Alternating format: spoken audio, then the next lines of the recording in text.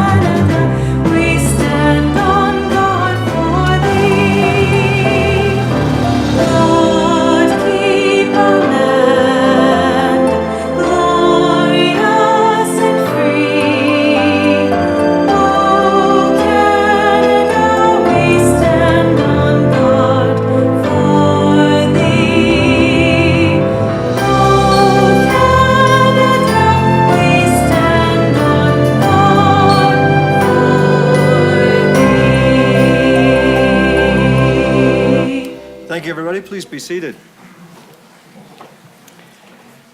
As we begin, we acknowledge that we're meeting on treaty lands rich in traditions of First Nations, and we appreciate the stewardship of the Mississaugas of the Credit. Madam Clerk, we have no regrets tonight. And Council, do we have any declarations of pecuniary interest? Madam Clerk, I see none. Council, we need a mover and seconder to either confirm or adjust the minutes. Councillor Lishchina, Councillor Pavan, all in favor? And the minutes are confirmed for the previous council meetings as listed in the agenda. We have no public presentations listed for our agenda tonight, but we do have delegations from at least 3 people. Madam Clerk, would you please call the delegations? The first delegation we have is John Hogg, here speaking to item 3 of the Community Services Committee meeting of March 25th, the physical traffic calming on Pine Grove. Welcome, Mr. Hogg. Council looks forward to your information. Thank you. How do I get this going? I think I have a PowerPoint. Help is on the way, right beside you. Thank you. Give him a second. I just want to route it through.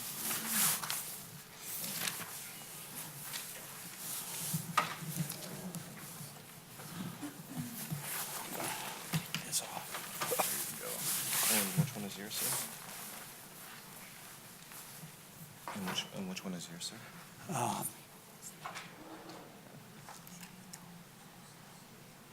No, not there.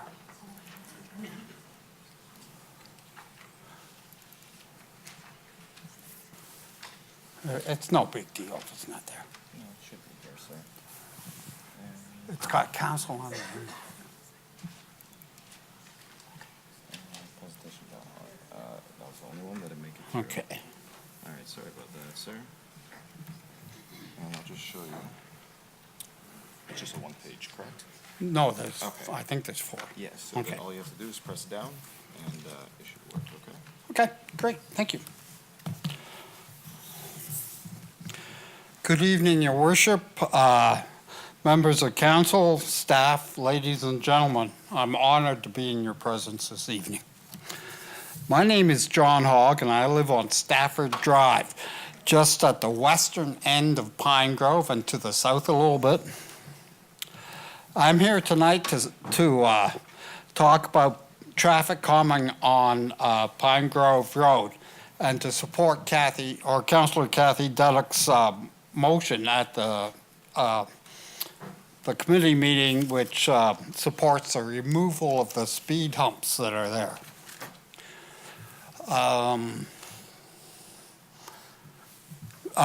This graph or chart appeared in a staff report that came out as a result of a survey done by the staff. And the dark lines, it doesn't show. The dark lines at the top of each of the options represents those people that lived on Pine Grove Road. There were basically 5 options that we had when we answered this survey, and that was to leave the cushions as they are, to modify the cushion's heights, or to modify the cushion's quantities. Or the 4th and 5th option were to remove the speed cushions completely. And the 5th option was to remove them completely, but to look at other mitigating factors for speeding through the area. I've taken the liberty to take that chart and put it into a table format, and this is what that looks like. I'd just like to point out that the top 3 are either leave the speed cushions alone or modify them somewhat, and the bottom 2 are to remove them completely. And in all cases, we have the Pine Grove residents, the area residents, which is what I am, others, and then an overall category. In all cases, if you add up the last 2, remove cushions completely or remove cushions completely and consider other traffic calming measures, you come up with a majority. Pine Grove, it's 53%. Area residents, it's astounding, 76% of the residents wanted removal. The others is only 52, but it's still a majority. And then the overall is 66%. So clearly, it's a very commanding indication from the survey that the cushions should be removed. Last week, I had a 5-point solution to what I thought should go through. This week, it's a 6-point, and I'll basically just go through it real quickly. Remove all speed bumps, reduce the speed limit to 40K, use 2 permanent RSD as those radar speed display signs, request significant police enforcement, and then in 6 months' time, do a review. And I've added a 6-point this week, which is the council here should request of the province that Pine Grove Road be used as a pilot project for photo radar, similar to that as they've done in Toronto. And that's basically all I really want to say tonight, and I thank you for the opportunity. Mr. Hogg, thank you. Great to see you again. Thank You're you, looking sir. well. Been a few years for us. It's been a long time. Any questions for Mr. Hogg? Mr. Hogg, thank you very much for your time and your Thank you. information. Madam Clerk, the next delegation. The next delegation is Stephen Babasich, here also to speak to item 3 of the Community Services Committee. Welcome, Mr. Babasich. Council looks forward to your information. Thank you very much.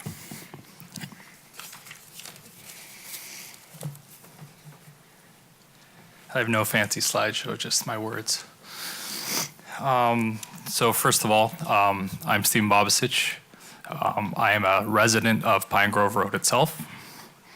And I want to thank Mayor, Council, staff, ladies and gentlemen, for their time this evening and for the ability for me to present.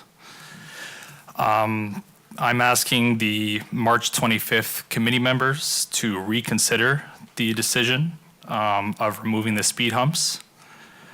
Personally, I feel the decision was based on objective opinions of surrounding residents over quantifiable data.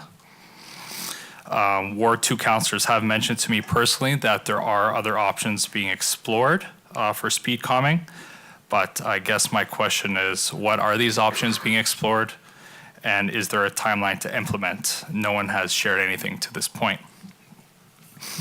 I also want to stress that this is a safety issue and not an inconvenience issue. Again, I am a resident of Pine Grove Road, so I'm very familiar with the traffic patterns of Pine Grove Road and the speeds. And I feel, unfortunately, this matter is not being taken seriously enough. And I agree. I 100% agree. The current speed humps are an imperfect solution. However, they're at least somewhat addressing the speed issue until a better solution is discovered or agreed upon. No traffic calming or zero traffic calming, I don't think, is a solution. The area is full of transition and change is difficult but necessary and decisions like to remove all the speed calming members should not be dictated by outside opinions or non-residents of Pine Grove. That is all. Thank you. Thank you, Mr. Babasich. Are there questions for the gentleman? Thank you, sir, for your time and your information. Thank you. Madam Clerk, the next delegation. Next delegation is Wendy Ranella from the Oakville Community Foundation, here to speak to item 1 on tonight's agenda, the Indigenous flag for Town Hall. Welcome, Ms. Ranella, and hello to Mr. Paquette. Thank you very much, and it's a pleasure to be here. Ani, want to thank you for doing the land acknowledgement. It was very rewarding to hear that as we came in this evening. It's only fitting that we're talking about flag raising because the Community Foundation's flag is flying outside. It is our 25th anniversary this year, and for those in the audience and new councillors who don't know, the Community Foundation is a public foundation, and we hold assets of the community in which we invest and then distribute to charities. And in our 25 years, we've distributed $40 million across this community. And we are probably one of the largest charitable resources in Oakville. And we feel that we have a privileged position. We've helped to build the Heritage Trail Network across the community, and we've helped to build many capital projects. Right now, we have a program called Community Classroom, where we send every elementary school student to a local arts, culture, and heritage experience.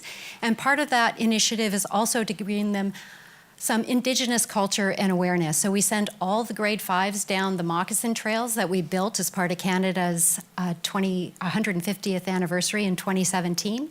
And all the grade 8s in January went to see a show at the Oakville Centre for Performing Arts called Visions of Turtle Island.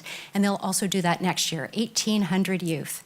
So that is a little bit about the Community Foundation. And one of the other things we see our superpower as, not just funding, but convening. So we convene a number of different initiatives within our community, including the Oakville Partnership on Truth and Reconciliation, which has a number of partners. And it was through that partnership that this ask came forward to have a separate pole erected at Town Council for the Mississaugas and their recognition. And the chair of that Truth and Reconciliation Partnership is Stephen Paquette, a local Anishinaabe knowledge keeper who's going to speak to you today. I want to start off by saying Ani, Bonjour, Sego, Tanzi, Wachea, Hai Hai, Kwe. I give greetings in just some of the different First Nations languages of the people that have called this home. You call it North America or Canada. We call it Turtle Island. It's an honor and a privilege to be here before you today. You know, I'm a fairly new resident to Oakville. I've only been here 4 years. And when I came here first with my daughter, I'm not going to point her out and embarrass her. I'll get in trouble again. Did that last time. But when we were down there, I was talking about the history of the First Nations people in Oakville. And a gentleman who was behind me on the bench leaned over and he said, I've lived in Oakville for 40 years and I was never aware of that.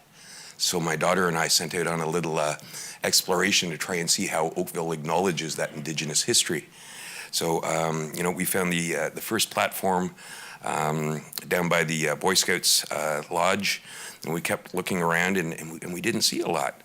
And went to the Oakville Museum and did a little tour there, and I got about 30 seconds worth of the First Nations acknowledgement. And it was at that time I wanted to show my daughter how democracy works and how we can change things if we feel that they're important to them. And I still have the letter that I had sent Mayor Burton acknowledging the work that was being done and asking if he would be kind enough to further enhance that acknowledgement of the relationships. And I'm very pleased that he accepted the challenge on that. And I'm very pleased as an Anishinaabe father to say that I'm very proud of the work that Oakville has done. I've been around the province quite a bit, different towns, different cities, and I have to be perfectly honest is that the town of Oakville is very unique in the sense of the number of allies and supporters that we have here. Oakville truly is a great place to live, you know, but it's one of those things is that when we talk about relationships, you know, and I loved learning about the history of Oakville, the rich, proud history of it. But I want my fellow residents to know that there is a history of Oakville that encompasses just before when Mr. Chisholm came here. And when we talk about relationships, it doesn't have to be or, one or the other. It's meant to be inclusive, and it can be and. And so going forward, I think that we can acknowledge the town of Oakville, but I believe that we can also acknowledge that it also sits on the traditional, the treaty territory of the Mississaugas of the Credit. I want to be upfront with everyone. I'm not of the Mississaugas of the Credit. I'm from Wikwimikong, unceded territory. But the Mississaugas, I'm Ojibwe, and they're part of our mother nation, which is the Anishinaabe. So it's my same nation. So even though it's not my home community, it would make me very, very proud, and my daughter very, very proud to know that Oakville acknowledges the treaty territory. And a reminder that Canada was a country that was born of treaties, right? And treaties are about relationships, right? And I think that if Oakville were to accept this motion and to fly that flag, it would speak volumes about the relationship that they want to have with the original people. As we all know in history, things kind of went astray a little bit. We can't go back and we can't change history, I know that. But I know that we can change the future, right? And when we change the future, it's not just for the Indigenous citizens of Oakville, it's for all the citizens of Oakville. You know, I like to think that when we can learn about our collective past, that, you know, that's how we're able to reach our full potential. Teaching that I have is that the Creator only asks one thing of us, to reach our full potential. As fellow Canadians, we have to go back and re-examine Canadian history and acknowledge those relationships. And I think that this is a beautiful time for the town of Oakville to re-examine those relationships with the original people here. Just before I came in here, I was outside and I was doing pipe ceremony. And again, different perspectives. Is it okay to think differently? And when I was outside, I was doing pipe ceremony, and I acknowledged all the counselors here. I acknowledged your families. I acknowledged your loved ones. I acknowledged your ancestors. I acknowledged the land of your ancestors. And I asked them to come sit with you this evening and to speak those words of wisdom and love into your heart so that you can make a just and that you can make a right decision in this. Regardless of whatever decision happens tonight, I want you to know that I will go back home tonight and I will do pipe ceremony again. And just for the opportunity to be able to speak my truth, especially here in front of my daughter, to be able to speak my truth in a good way, I'm thankful for that opportunity.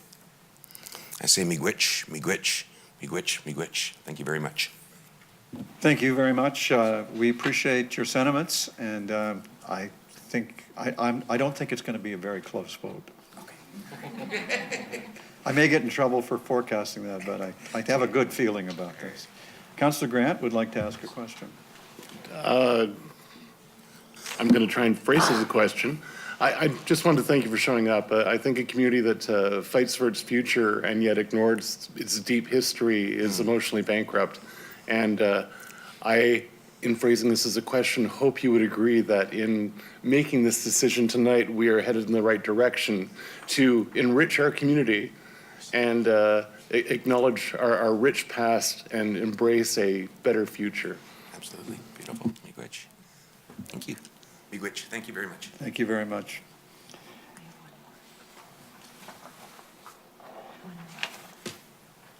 Madam Clerk, the next delegation, please. And I wonder, maybe we could take the screen, if the screen is still up, maybe we could take it down? I don't know what's showing up there. Oh, okay. It's only my screen.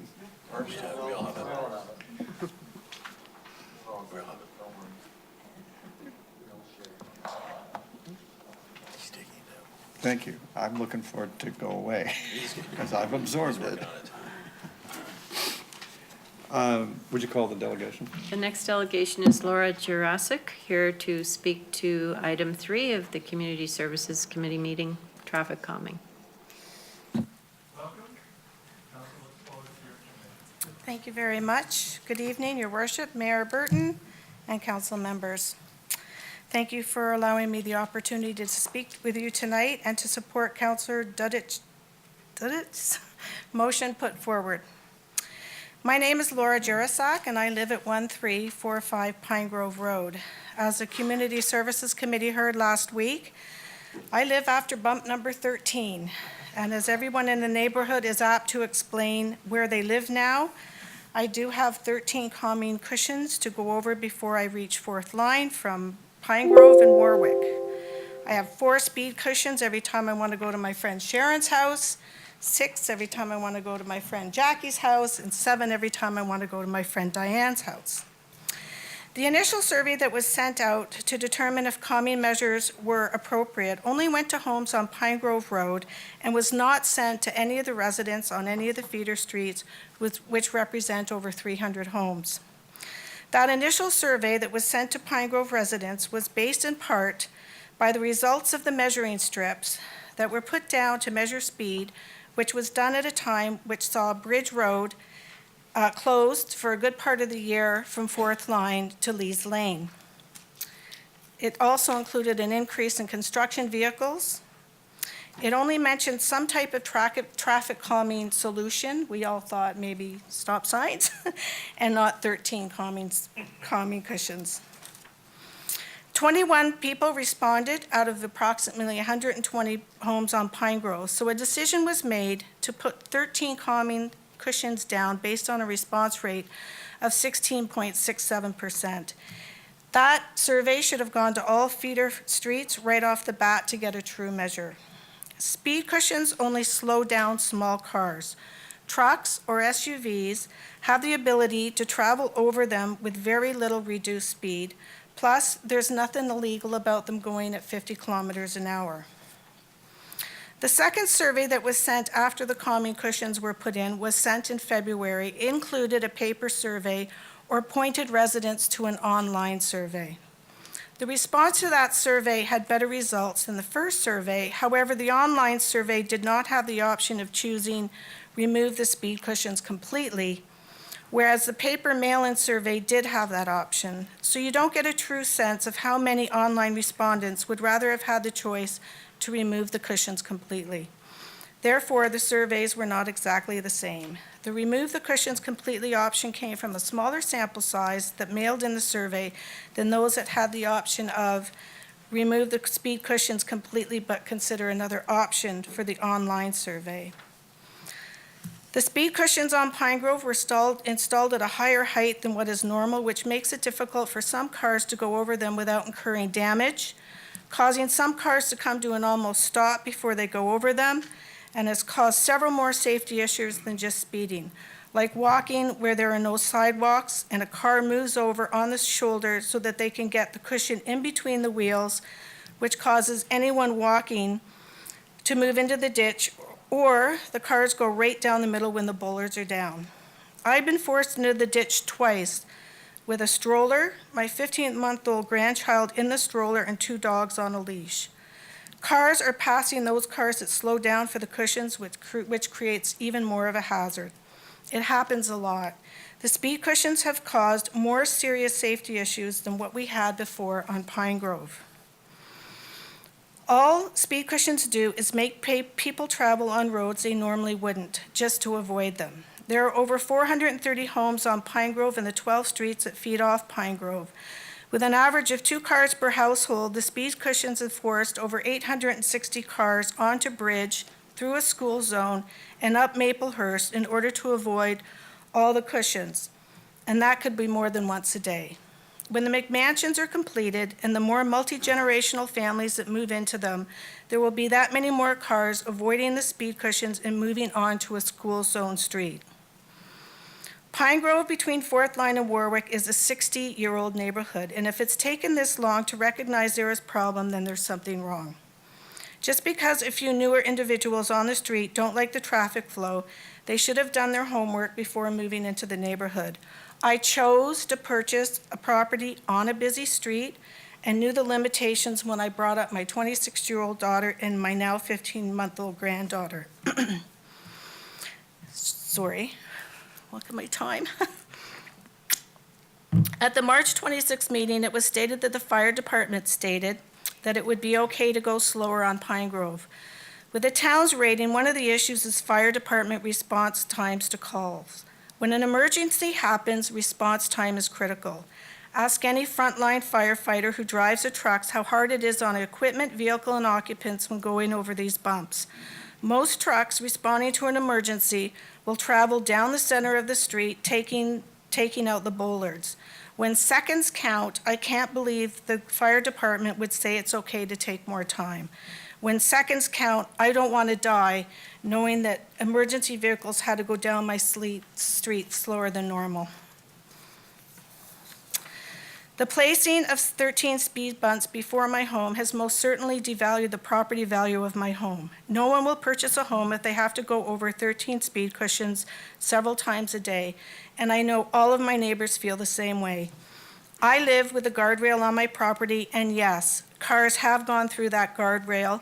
They have ripped the electrical line from my home, but I am still in opposition of the speed cushions. We, the residents, are extremely frustrated and are asking you to vote on the recommendation to remove the speed cushions completely and not at this time look at other calming options.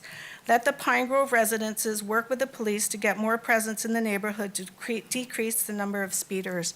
I thank you very much. Thank you very much for your information. Are there questions? Thank you, Mrs. Jurassic. All right, Council, we now turn to the standing committee reports.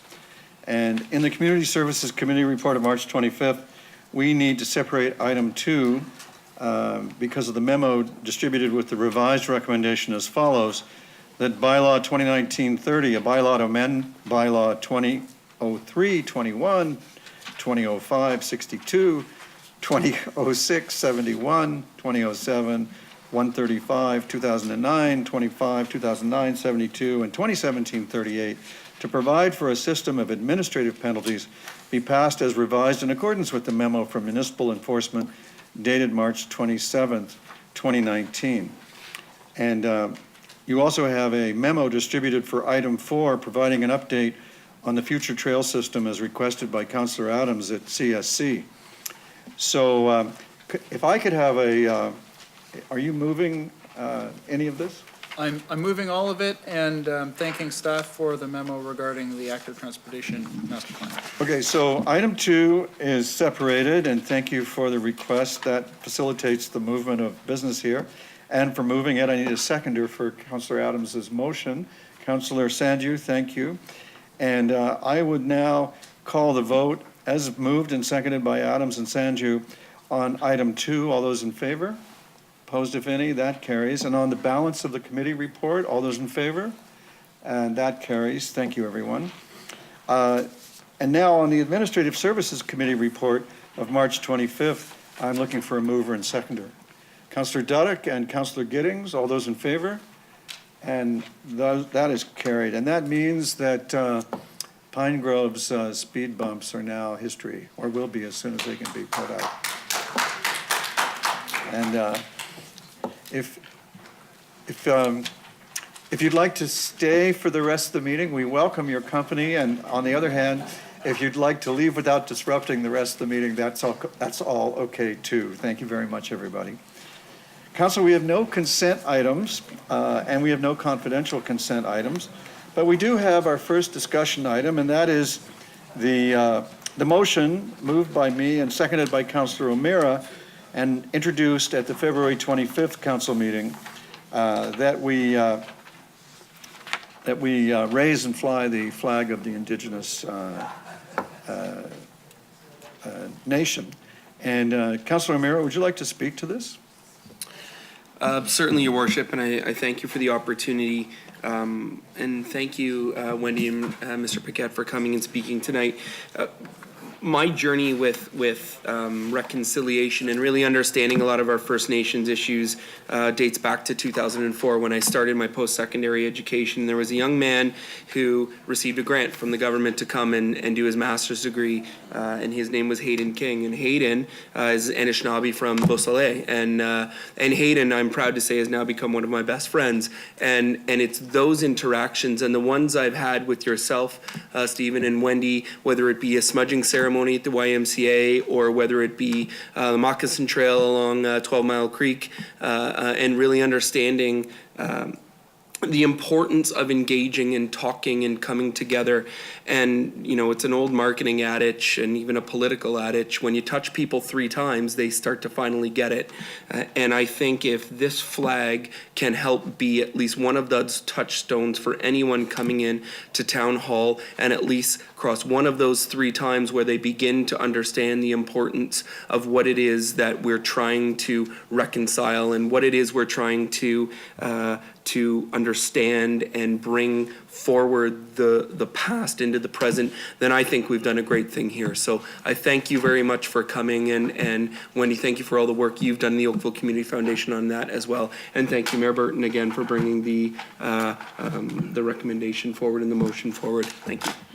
Thank you. I'd like to acknowledge the hard work of our professional staff who did a lot of work in the last few years to bring, to light the spark here in Town Hall of truth and reconciliation and recognition and acknowledgement. And, you know, and I think that you all covered yourselves in glory, and you did us all a good turn there. So I want to make sure we acknowledge that.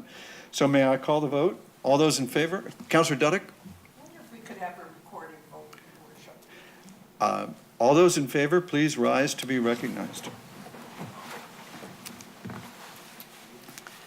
Councillor O'Meara, Councillor Robertson, Councillor Duddick, Councillor Chisholm, Councillor Giddings, Councillor Hazlett-Thiel, Councillor Elgar, Councillor Longo, Councillor Knoll, Councillor Grant, Councillor Adams, Councillor Lischina, Councillor Palmer, and Councillor Sanju, and Mayor Burton. I declare the motion carried unanimously.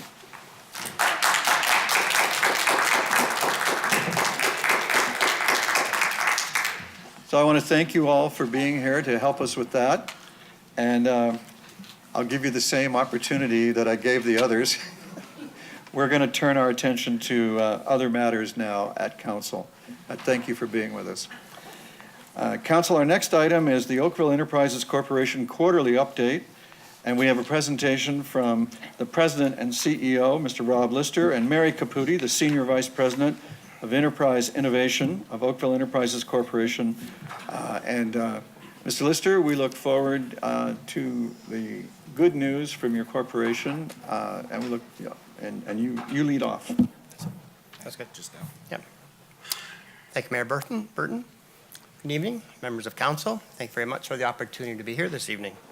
Before I start, I'd like to recognize the chair of my board that's here with us, Marie Oswald. Marie? Okay. So in light of the new council and all the new councilors, I'd like to take this opportunity to provide council with an overview of the journey Oakville Enterprises has been on for the last number of years and on the leadership philosophies that are making a difference. In the late 2000s, council refreshed the Oakville Enterprises Board of Directors, known as Oakville Hydro Corporation at the time, and set the stage for growth in the energy services sector. In 2010, I was hired, and we embarked on expanding our business footprint in terms of lines of business and geographic diversification. With expansion to our 4 current lines of business, electricity distribution, infrastructure services, energy services, and generation, we have grown from 130 employees to over 1,100, and we now operate out of 19 offices stretching from Ottawa to St. Catharines to Thunder Bay, and are pursuing opportunities outside Ontario. Over the last 8 years, we have made 17 acquisitions and now operate through 12 business brands. Some of the names from outside Oakville you may be familiar with: PVS Contractors out of St. Catharines, Planview Utility Services out of Markham, GTEL Engineering out of London, UTS out of Fergus, and a new addition, TerraFlex, out of Ottawa. Our electricity generation assets include a solar farm, 3 run-of-the-river generating stations, rooftop solar installations here in Oakville on town facilities, a methane plant at the Halton Waste Management Site, and GeoExchange in Ottawa, Toronto, Oakville, and Burlington. We've been able to triple our financial results in this time frame, and we are planning on doing it again over the next year and better. I believe our past success and our future success can and will be attributed to 4 critical elements: our people, leadership, innovation, and gender diversity. Let me speak to each of these very briefly. I'll start with people. We have an overwhelming theme ensuring our people and leaders are difference makers. We've been able to nurture, recruit, and develop great teams of different makers at Oakville Enterprises. With the changes made last year, we have strong, deep business experience in all our senior leadership positions. Some examples. Scott Moody moved to the Chief Operating Officer role overseeing Oakville Hydro. Sean McCoggan has taken over our broad competitive business portfolio. Karen Marner, my Chief Financial Officer, came into Oakville Enterprises last year with a breadth of finance and operations experience in large infrastructure organizations. Simon Abbott, my Executive Vice President of Human Resources, provides the organizational framework and support for our businesses to recruit and retain the top talent we require to meet our customers' needs. Mary Caputi, who will be providing an update after me on innovation at Oakville Enterprises, is our Senior Vice President of Enterprise Innovation.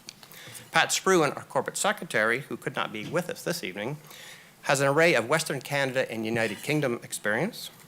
Doug Walton, our Business Development Vice President, brings experience from major Canadian energy and consulting companies.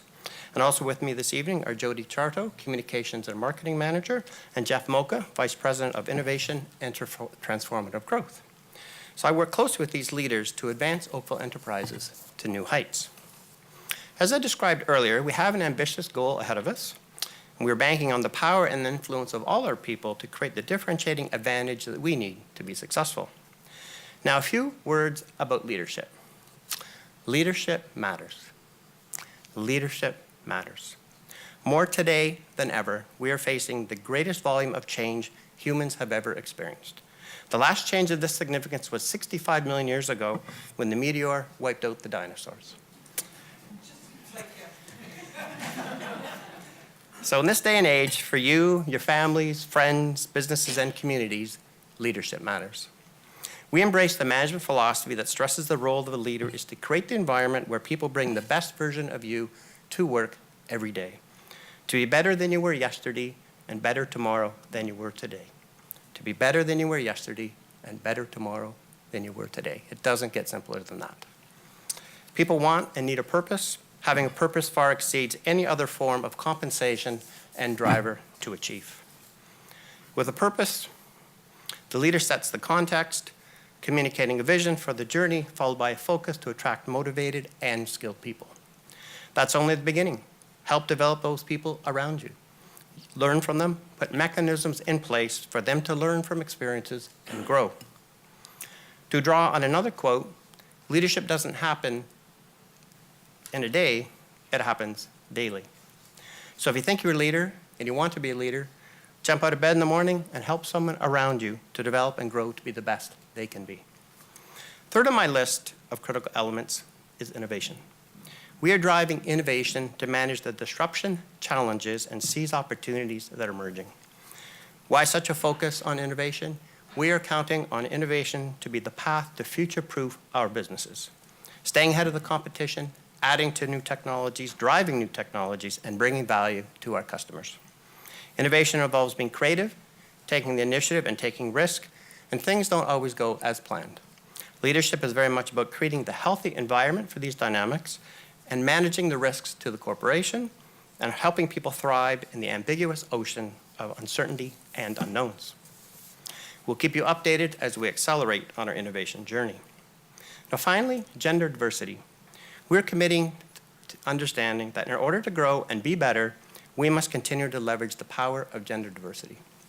We are reaching into the organization to broaden perspectives while improving organizational performance, working to diversify our employee base to capture the gender diversity advantage. Our strategy is to advance our depth, perspectives, and performance.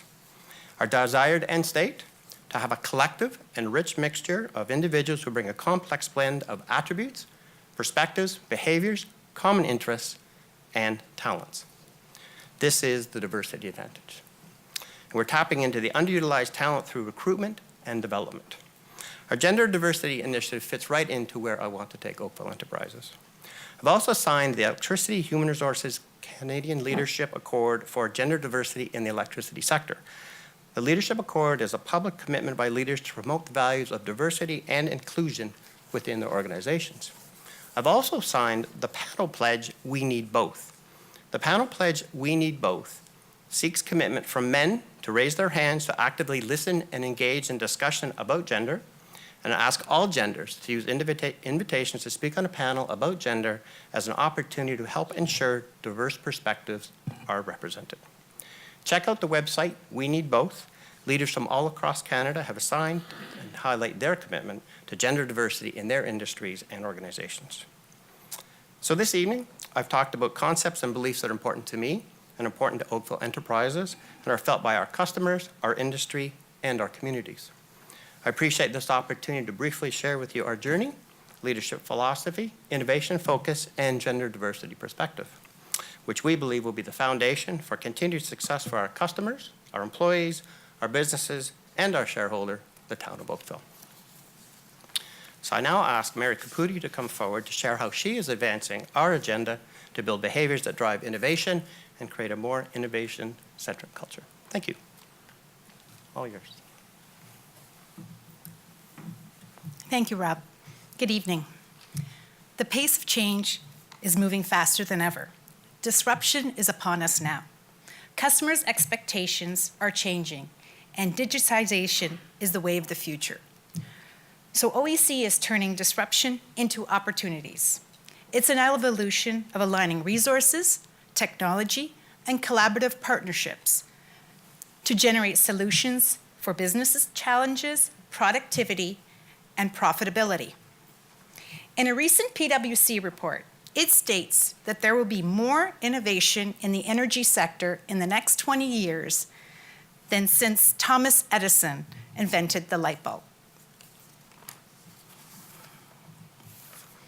So what does innovation mean to us? We are seeking new and better ways to work, build, perform, and connect that creates value to the organization.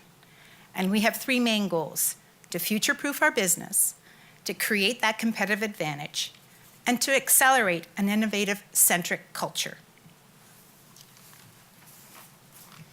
Rapid adoption of many renewable energy resources, such as solar and wind, and the path to electrification is happening around the world. Customers are evolving to be energy partners, intelligent producers, and users of energy. Therefore, the electricity system will be transformed. We are taking action by leveraging advanced tools and platforms to be best equipped for this evolution, elevating our level of expertise and keeping us a step ahead. We're also taking advantage of government innovation funding that is available to us as we move to the utility of the future. Some examples are the automation of the electrical grid in the downtown core. We are digitizing our data of energy assets, allowing us to have optimal system planning, forecasting capabilities, and better future decision-making. We have a first-of-its-kind mobile battery storage unit, which will be controlled by the grid automation technology, and its physical location can be changed as needed. Lastly, we're integrating and enhancing a blend of energy technologies at the new Southeast Community Center.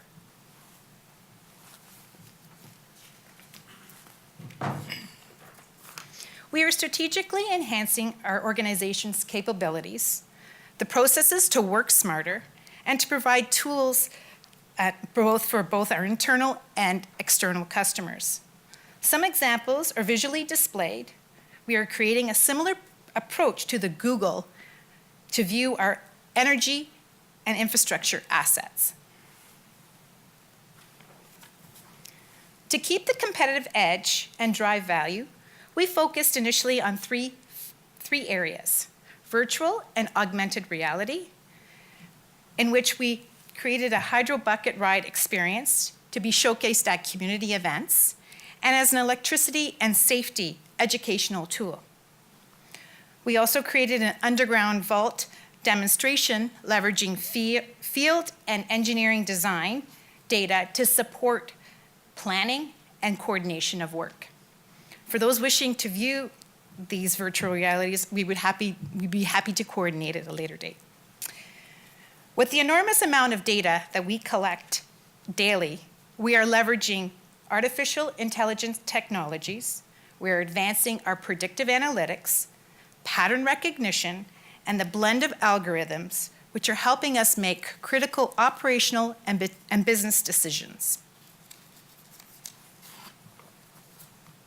We also elevated our mobile application use in the organizations, both to our customers and our employees, which is bringing together a greater level of interaction, new process flows, and real-time information. Our employees are the key to innovation success, and we're trying to encourage the new flow of ideas. We created the GROW program, which gives employees the opportunity to research emerging trends, present the findings, and show how they are opportunities for our businesses, and providing short-term engagements to drive new ways to work and providing solutions. We are reinventing ourselves for the changing world and empowering our employees with the goal to embed innovation in the fabric of our business. We are thrilled to be recognized as one of the 5 finalists in a national PwC Vision to Reality Award. Our innovative project is the implementation of a grid intelligence application on our highly complex distributed electricity grid. Through the advanced sensors, this network automatically responds to changing electricity grid conditions and restoring electricity to customers in seconds. This was tested in December of 2018, where we had an outage of 9,500 customers. And with this grid intelligence application, within 16 seconds, 1,100 customers were automatically restored. We're also being recognized from the Environmental Excellence Award by the Electricity Association for our efforts to protect and improve the environment and support the low-carbon future. As part of our annual recognitions to our own customers, Mauser Packaging was awarded the Conservation Leadership Award at the Oakville Awards of Excellence for its significant energy upgrades and the reduction of electricity use. On Saturday night for Earth Hour, Oakville residents reduced their consumption by 3.8 megawatt hours, which is equivalent to 255,000 light bulbs for an hour. Lastly, our employees continue to be part of the community. We have noted 2 recent events supporting Big Brothers and Sisters, in which employees curled and bowled for kids' sake. I'd be happy to take any questions. Thank you very much for such a good presentation. Questions, Council? Councillor Knoll. Thank you, Mr. Chair. First of all, thank you. That was probably one of the most inspiring presentations I've heard from both the President and yourself, so thank you for those words. I'm personally immensely proud of our Hydro Corporation, always have been, but more so tonight than ever before. I am, however, intrigued by something you threw in there and you really didn't expand on. That's the mobile battery. What exactly is, can you explain what that is a little bit? Sure, I'll and try. Can I get a charge on my iPhone because it's running low? So there is battery storage around. So this concept is that it would be on wheels. And so we have one unit that we're in the process of designing, and that would be plugged into either one of our stations or potentially for customers in the future. So that replaces like one of those portable generators in the case of a power failure. Is that the concept? That you could bring be it one in of the and concepts. Provide power. Oh, that's wonderful. And when will that be implemented or available? We're hoping that it'll be done by the fall of this year. Exciting. Can't wait to hear more about that. Thank you very much. Councillor O'Meara.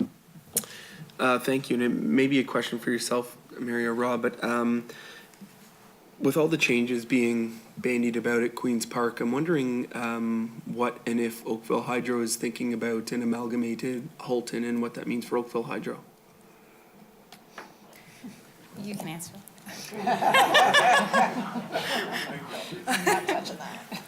Through you, Mr. Mayor. We haven't really thought about it too much because we'd be looking for direction from our shareholder. But typically in those situations, shareholder makes a decision in terms of what they want to do with their town's assets, and there are amalgamation merger and acquisition opportunities at the pleasure of the shareholder.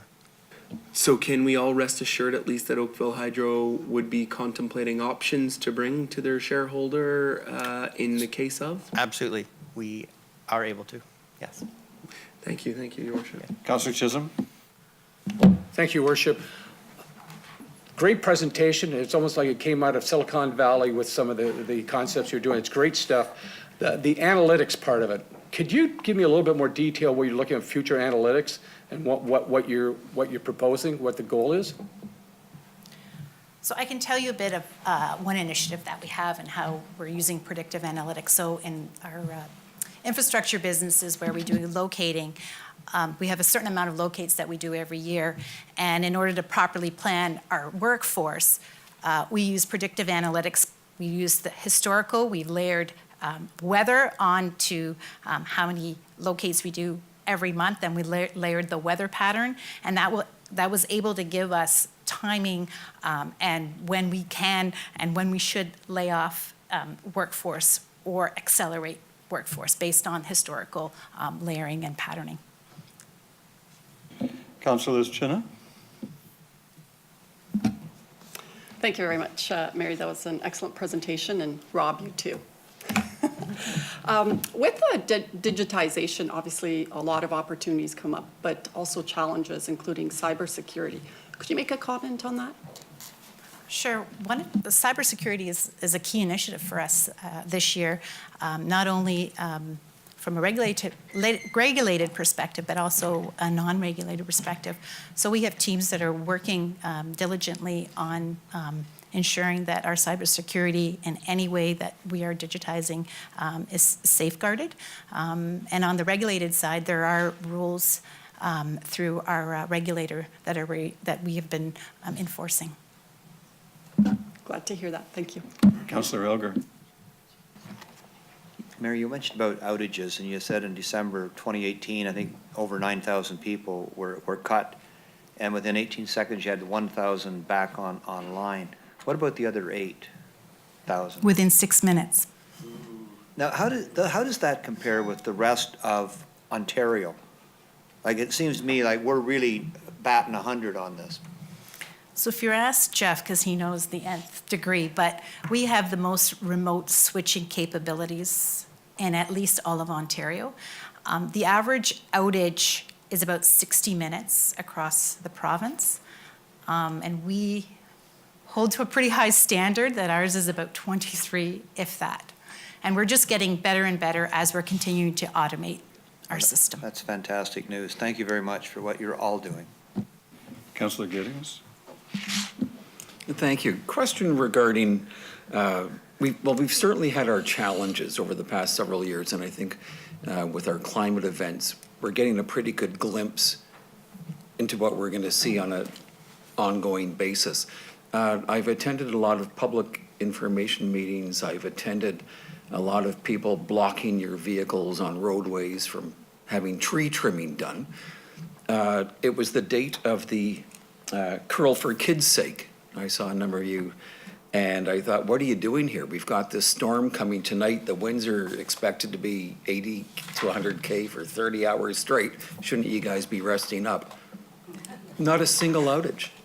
Is that obviously a direct result of the line trimming that's been occurring and continues?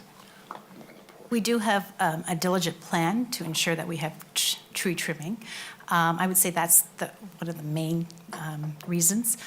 We also do have north of the QE, a lot of our lines are buried underground.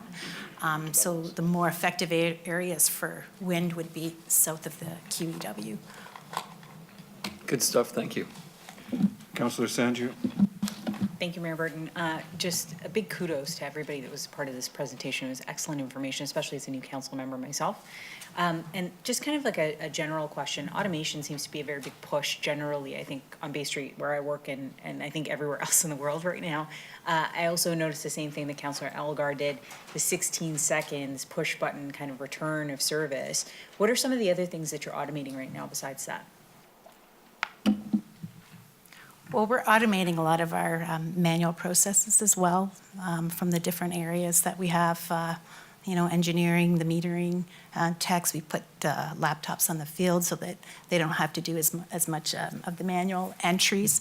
So we're really everyone, as Rob said, we're building teams to ensure that the right people are trying to, change the way we do things. Excellent. Thank you so much. Thank you, everybody, for your questions. Thank you, Vice President Caputi. Appreciate your answers. And President Lister, your shareholder appreciates the tripling of your financial results. And the promise to triple it again. Thank you very much for that. Council, I have a motion from Councillor Knoll to receive the report. I need a second. Councillor Chisholm, thank you. All those in favor? That is carried. Council, we now turn to the 2019 Citizen Survey, the report from Strategy, Policy, and Communications, and the recommendation is that the survey report be received. I can't help but comment that the approval ratings that our staff have earned and that you have generated with your policies are through the roof. I don't think I've seen them this high before, and I congratulate everybody on that. Ms. Courtemanche is here if you have questions. Otherwise, I'll take a motion to receive. Councillor Elgar. I have one question. I just wonder when we, as ward councillors, when we'll get the ward results. Through you, Mr. Chair, those will be out tomorrow morning. Anyone else? Yeah, we do have Craig Warden here from Polara Research. It might be helpful to go through the presentation. I'm delighted to look at it. Does council like to see it? That's actually what I was going to ask for. Okay. Mr. Warden. Okay, thank you.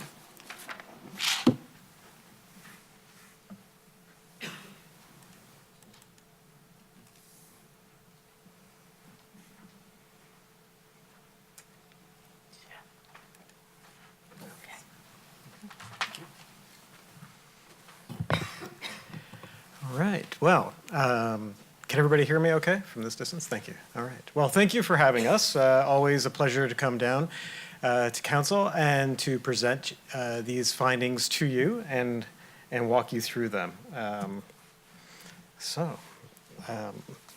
Just a little bit about what we did, and I want to sort of address some issues, not issues, but some items in the methodology. So as always, we did a survey of roughly 800, in this case 809 residents of your population, a representative randomly selected sample. As we always do, we put flexible quotas in place to ensure that we get statistically reliable and comparable subsamples within each ward. And we were able to do that for wards 1 through 6. Ward 7 presented a particular challenge this time. And as you can see, we achieved 11 completes in Ward 7. That actually, in terms of its proportion of the overall sample, matches up with its proportion of the overall population. But it's not what we were shooting for. We wanted to sort of get a bigger population within the sample from Ward 7, and then we statistically weight the data based on gender and age and the population distribution to ensure it's representative. Now, the reason for this is due to sort of the newness and the new developments there. One, it is a smaller population. According to the 2016 census, we have about 7,500 residents in that ward compared to 28 to 38,000 in the other wards. But even a bigger challenge is that in my world, when we do a telephone survey, we need what we call sample. Sample is essentially all the telephone numbers. It's like the phone book. When it came to getting the sample, the phone book for Ward 7, there were only 700 numbers available. And that was the challenge before us. When we're going to have just 700 numbers that we can dial, we're not going to get very many. But we've been assured by sample providers that in future, there will be more numbers available, and we will be able to get a larger sample size in Ward 7 in future. So that's just, in our business, it's the art of the possible, and this was actually what was possible when you only have 700 numbers that you can dial into. So this was a representative sample, nevertheless. Let's dive into the numbers. As always, we ask residents what is their most important issue. They get to answer this question in their own words. We take the responses and then we code them and categorize them as follows. So you can see here that throughout these findings, the dark blue bar are the results from our current survey. And then you'll see that the rainbow that follows are the previous every 2 years. So here we have 15% mentioning traffic and congestion. It's a 4-point increase from last year. We have 13%, roughly the same, saying urban sprawl and development, and 10% mentioning population increase, which is intertwined with urban sprawl as an issue. Those are the top issues. Taxes fall in at 7%. It is interesting to see how that has fallen over the past 10 years from 13 to 7. Affordable housing is staying roughly where we saw it hop up to last year or 2 years ago at 7% compared to 9% 2 years prior. So how livable is Oakville according to your residents? And we asked them to tell us this in terms of a comparison to most other areas in the GTA. What you can see here, the dark blue bar, again, that's going to be our current results throughout. 77%, so over 3/4 say that livability here is better than in most other areas of the GTA. 18% say that it's about the same, and almost no one, only 1%, say that it is not as good as other areas. 2% are unsure.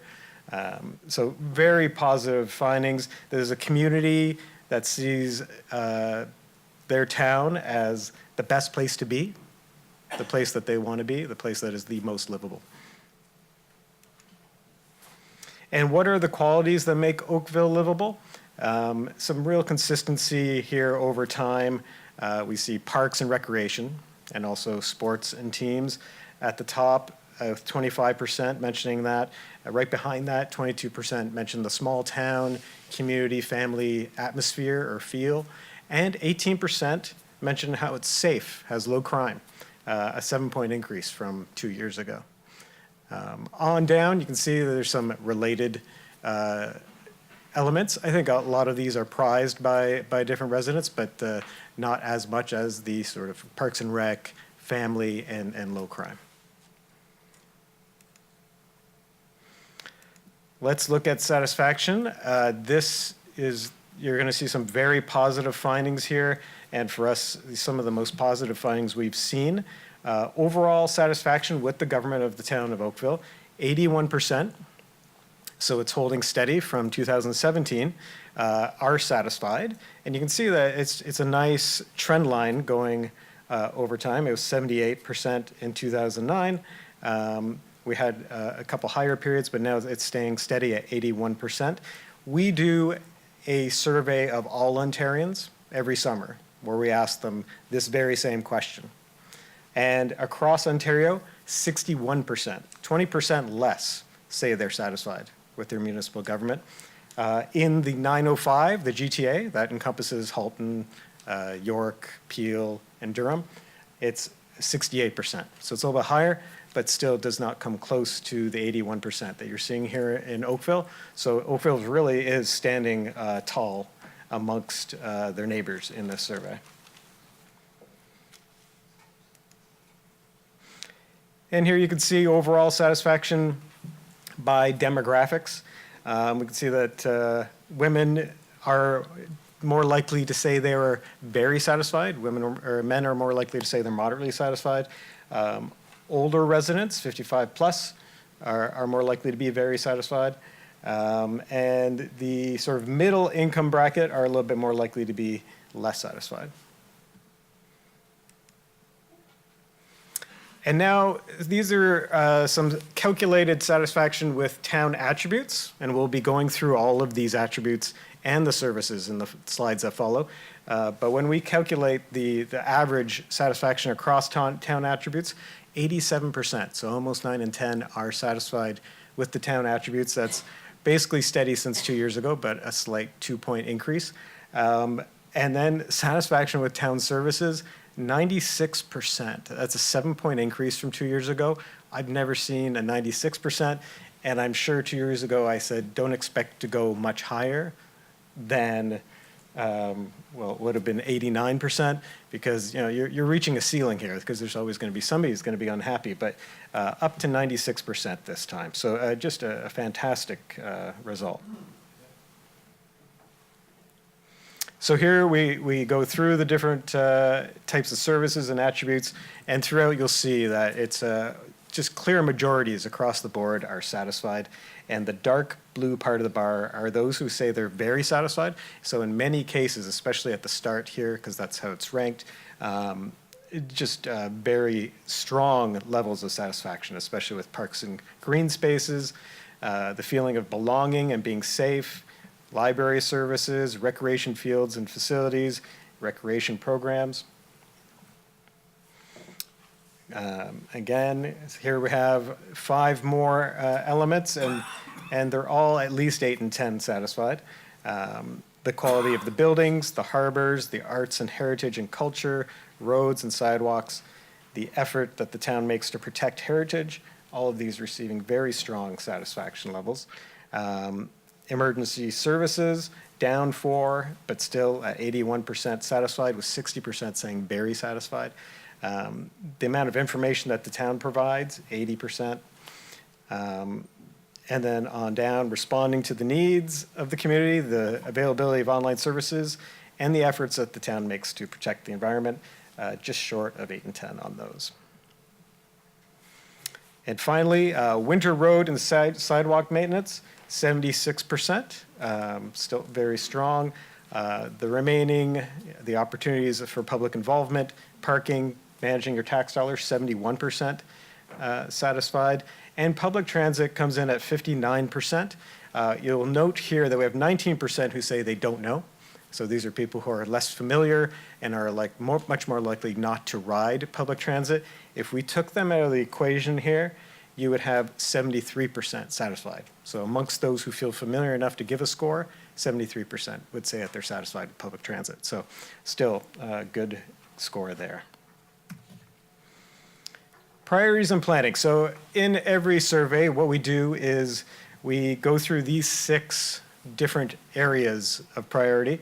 At the start of this section of the survey, we present each of these 6 in pairs, so that at some point, every respondent is faced with having to choose which one of the 2 priorities presented to them they think should be the top priority. And they see every one of these competing against each of the others. What you see in terms of the percentage is the number of times that that item wins over whatever it was presented against. So you can see nothing has changed here. This is what we always see in terms of how things fall out. 65% prefer that controlling the rate and type of growth in Oakville is the top priority. That's always been so in Oakville. It's also what you see throughout the 905. That is a core concern for residents. Oakville's natural environment comes in at a second priority, but very close to the ease of traveling within Oakville. Then governing and managing the town at 44%, parks, amenities, and recreation programs at 43%, and Oakville's economic growth at 38%. That is not to say that they don't want to prioritize all of these, but when forced to choose, just as you have to do all the time, make these difficult decisions. That's what we had to do in this survey. This is how things are ranked. Now this delightful graph, which is so easy to read, but that's sort of the nature of this beast, which is, I think it's a wonderful tool. And that is, what this shows you, if you go down the columns, is how often. So if you look at Oakville's natural environment at the top of the first column, how often that item wins when presented against one of the items in the rows. So when it comes down to Oakville's natural environment versus Oakville's economic growth, which one do you prioritize? 64% prioritize the environment over the economic growth, and so on. So it's a nice sort of dashboard in terms of how things compete and fall out in the priorities of residents. Now we go through each of these different priority areas, and we have about 4 to 6 items within each, and we ask the respondents to tell us which one should be the top priority. When it comes to growth, controlling growth in Oakville, you can see that's roughly a tie, 3-way tie, with about 2 and 10 saying that implementing sustainable development standards, protecting the character of existing neighborhoods, and ensuring a mix of housing types throughout the town, such as rentals and seniors facilities, should be the top priorities. That's roughly the same as what we saw 2 years ago, except that protecting the character of existing neighborhoods has dropped 10%.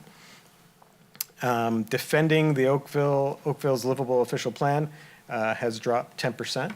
But that's because we have also introduced some new items here, and that is requiring growth to occur in identified nodes and corridors, which gets 13% of respondents saying it should be top priority, and 7% saying that we should ensure the high quality in appearance and landscaping of new.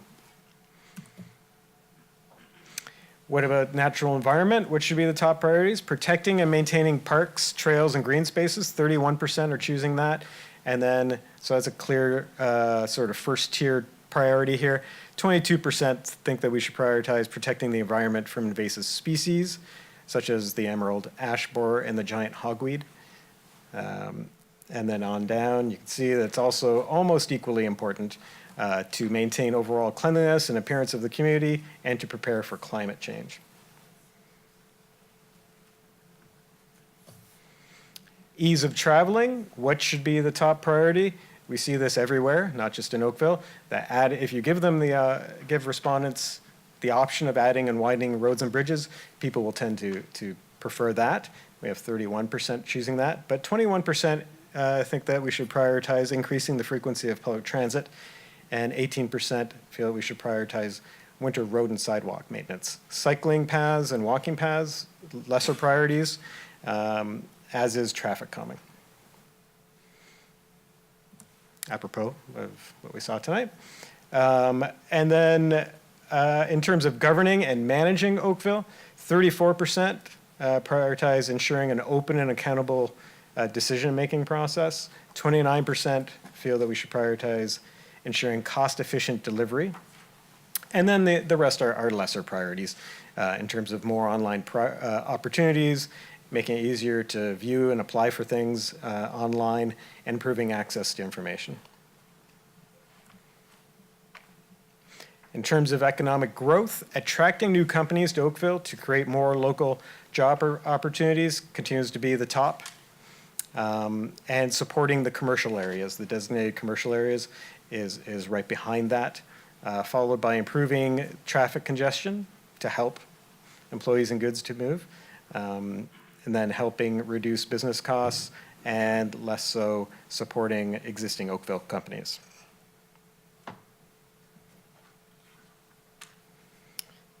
And in terms of parks, amenities, and recreational programs, a clear top priority or top tier priority here is keeping the cost to participate in the town programs affordable. It's still strong. It's a little bit less than last year. And then here we have 30% saying that offering park space for unstructured use, such as green space or trails, should be a priority. And then the rest are not as highly prioritized in terms of rec programs, splash pads, and arts and culture. Now, at this point in the survey, after we've gone through these services, we ask respondents whether they would like to have less services in return for having no increase to their taxes or user fees. 38% prefer that. Or if they would prefer to add new services or maintain existing service levels, knowing that that might increase taxes or user fees. So we have 59%, almost 6 in 10, who tend to prefer either adding new services, although just 17% say that, or maintaining the existing service levels, which is where the bulk of that 59% reside, which is 42%. We then follow up with that 59% and ask them, well, which would you prefer pay for this? Should it be user fees, increased user fees, or increase to property taxes? Overwhelmingly, user fees is the preference, 71%. That's quite consistent over time in our polling for you. And it's interesting, I mean, that's just an issue that I've seen change over the past 20 years, where user fees first were introduced about 20 years ago. It was almost a dirty word, and now it's really quite the preference amongst Ontarians when you give them this option. Now, some questions about contact with the town, and some interesting findings here, I have to say. When we ask people in the past 2 years, how have you interacted with the town, and have you? We see that only 19% say that they haven't contacted the town in some way, whether by phone, in person, or by the website. So you have 8 in 10 of your population who say that they're contacting the town in some way, and overwhelmingly now, it is the website. An increase from 12% 2 years ago to 45% now. This is the way that people are contacting you, and when we delve into those numbers by age, it is the number one way that everybody's contacting the town, regardless of age. You see telephone follows that, but it is far behind at 14%. And why are they contacting you?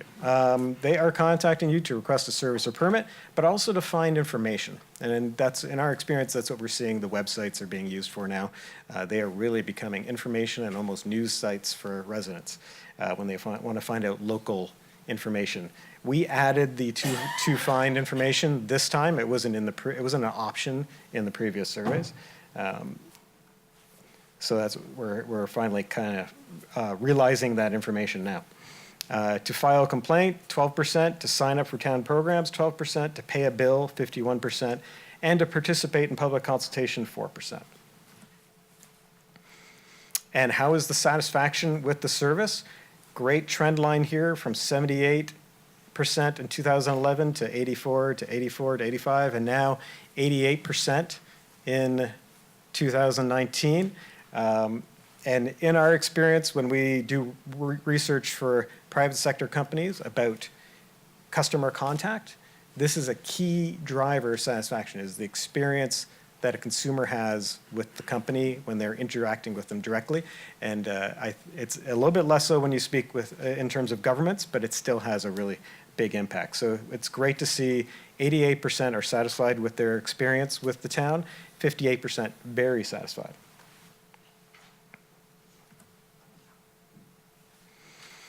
Now here you can see we kind of go through a number of different elements of that experience, and we ask them whether they agree, whether the town employees were respectful, whether the information was easy to understand, employees were knowledgeable, service was provided in a timely manner, it was easy to find what they needed, and you can easily find the right staff. You can see right down this list in 2019, basically 8 in 10 on up to 9 in 10 are giving you satisfaction scores in effect. And the dark blue bar gives you sort of an intense response. It shows you 70% are saying that town employees are respectful. These are just very strong results. We do see a drop from 86 to 79% in terms of it being easy to find the right staff. So that is a notable drop, but you're still at the 8 and 10 level, so it is no reason for concern yet, but I mean, there's always areas to focus on for improvement, and that would be one. We did a regression analysis of all these factors to see what was driving satisfaction with contact with the town. And we see that service in a timely manner and information is easy to understand were the primary drivers of satisfaction. I mean, the great news here is we usually look at these key drivers, and then we want to look back to see how your satisfaction level is. Well, your satisfaction level is great on all these elements. It's roughly 8 and 10 to 9 and 10 across the board, so this is great. Service in a timely manner, info is easy to understand are the primary drivers, employees being knowledgeable are a secondary driver, and the rest are tertiary or weak drivers. What's interesting is that last year, or in 2017, employees being respectful was the primary driver. What we surmise from this is that you now see that the contact with the town is driven by the website. So this is less of a driver now because they're actually not interacting with humans. So how are they finding information about the town? They are going to the town website far and above any other source. More than local newspapers, more than social media, quite something, right? So 68% are going to your website to get information about the town. And some just basically, I call these our slice of life slides. What are people doing in Oakville? And the totals down the side basically show you those who are regularly doing these things or say that they do it frequently or occasionally. 89% are visiting a green space, park, or trail. That really fits with what we saw earlier about what's most important to them. 71% have visited a community center or a facility. 53% have participated in a recreational or cultural program. And 48% have visited a park amenity such as a splash pad or playground. What's the most important factor for them when they decide what method of transportation they will use to get around town? Convenience and the fastest route are at the top, 22% and 16%, followed by traffic. These are all very related elements. Availability of parking and cost are not that important, nor is environmental impact. And we asked some questions about online voting. Always what's interesting whenever we ask people, you'll see in the little box in the top left-hand corner, we always ask people if they had voted in the past. And they always, no matter what jurisdiction or locale it is, they always tell us in far higher numbers what their turnout is than what it is in actual fact. This is not just in Oakville, we see this in every survey. So you'll be surprised to see that 73% said they voted in the last municipal election. And sometimes that's what we call social desirability bias, where they want to tell us something that they think will be more respectable. Sometimes people forget. We then asked them if they were able to vote online, would it make them more likely to vote? So roughly 51% say they would be more likely. But when you look at it by those who voted and did not vote, you can see it has less of an impact on those who voted or say that they voted, and more of an impact on those who say they did not. It's something to monitor and to track. As you can see, expressed experience and expressed intent when it comes to voting doesn't always translate into real life. There was also a companion piece to this, which was an online survey that was on your website, a short version of this. So it is a self-select survey. It is not a randomized representative sample by any means. We tend to view these as a survey of maybe your most engaged residents, because that's who are more likely to do this. So we wouldn't attach a margin of error to this or say it's representative, but it is interesting because these are particularly engaged citizens for them to come and do this survey. And this time we had 706 residents do it, which is a roughly 200 or 150 more than 2 years ago. This word cloud gives you a sense of the most important issues that arose there. They really do align with what we saw in the representative survey. So you see traffic and you see development, downtown growth, things like that. Satisfaction throughout these findings on this self-select engaged citizen survey are a little bit lower than what we see in the representative survey, but still nonetheless satisfied, 77% saying that they're satisfied. When we ask them what services perform the best, we see that 23% mention parks and green spaces, recreation fields and facilities, and recreation programs come in behind that. So it really does match up with what we saw performing best in the representative survey as well, in terms of parks and green spaces, really being a calling card of Oakville. What needs most improvement? The availability of parking, community planning, protecting the town's natural environment. And then there were some questions about contacting the town. You can see here, it also matches up here. A website comes in at the top. Sources of information, town website. So this really, it's remarkable how much it matches up. But then again, some of these results were quite overwhelming in the representative survey. How satisfied are they? They're a little bit less satisfied than in the representative survey, but it's in line, 76% satisfied with the services, 81% are interested in participating in more consultations, which is a unique question to this online survey. So to wrap up, Just a very positive story, and not one that we don't always get to come and tell positive stories, so it's a pleasure to do this. Overall satisfaction with the government is strong. 8 in 10 residents are satisfied, and satisfaction has increased slightly on the town attributes, but it has increased significantly on town services, with now 9 in 10 satisfied with services, which is a fantastic result. The town's website has become a key point of engagement. This is the way that they're contacting you, and they're much more likely to have done so in the past 2 years compared to previous surveys. So the top of mind, most important issues are traffic congestion and urban sprawl, as well as population increase. When it comes to livability, Oakville is preferred by your residents over the rest of the GTA. They're not looking around to leave. They really enjoy and have a pride. You can feel a sense of pride in these results in the town. Oakville is considered livable primarily because of its parks, recreation, and the availability of sports teams, and the fields and facilities for them, as well as the small town feel and safety. And a clear majority of residents want services to remain at current levels or even to increase. A smaller group want that. And they'd rather pay for that through increased user fees than increased taxes. And I believe that brings us to the end, but of course, welcome questions. Thank you. You have a few, and I'm going to start with Councillor Elgar.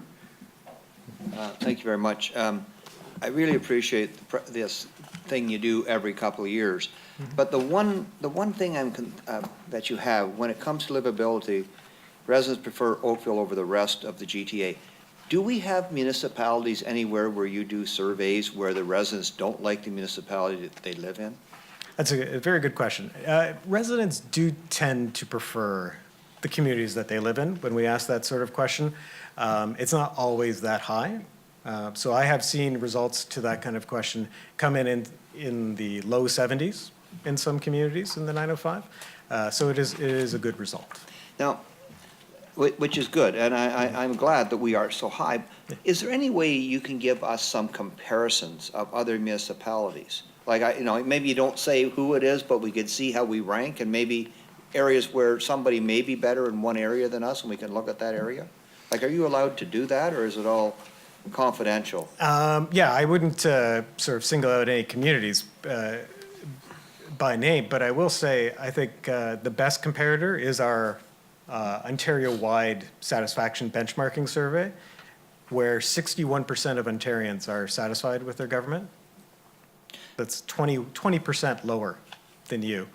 And when you look at the 905, it's 68%. So it's a little bit more positive in the 905, but still, it's 81% here. So are there indicators just a you much could better score. provide?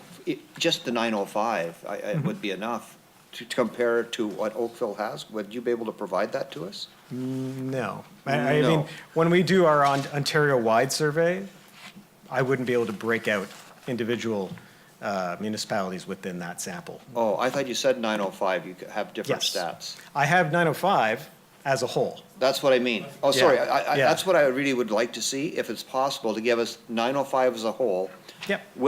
With Oakville in there, Yeah, so the 905 score is 68% are satisfied. on this one. Yeah.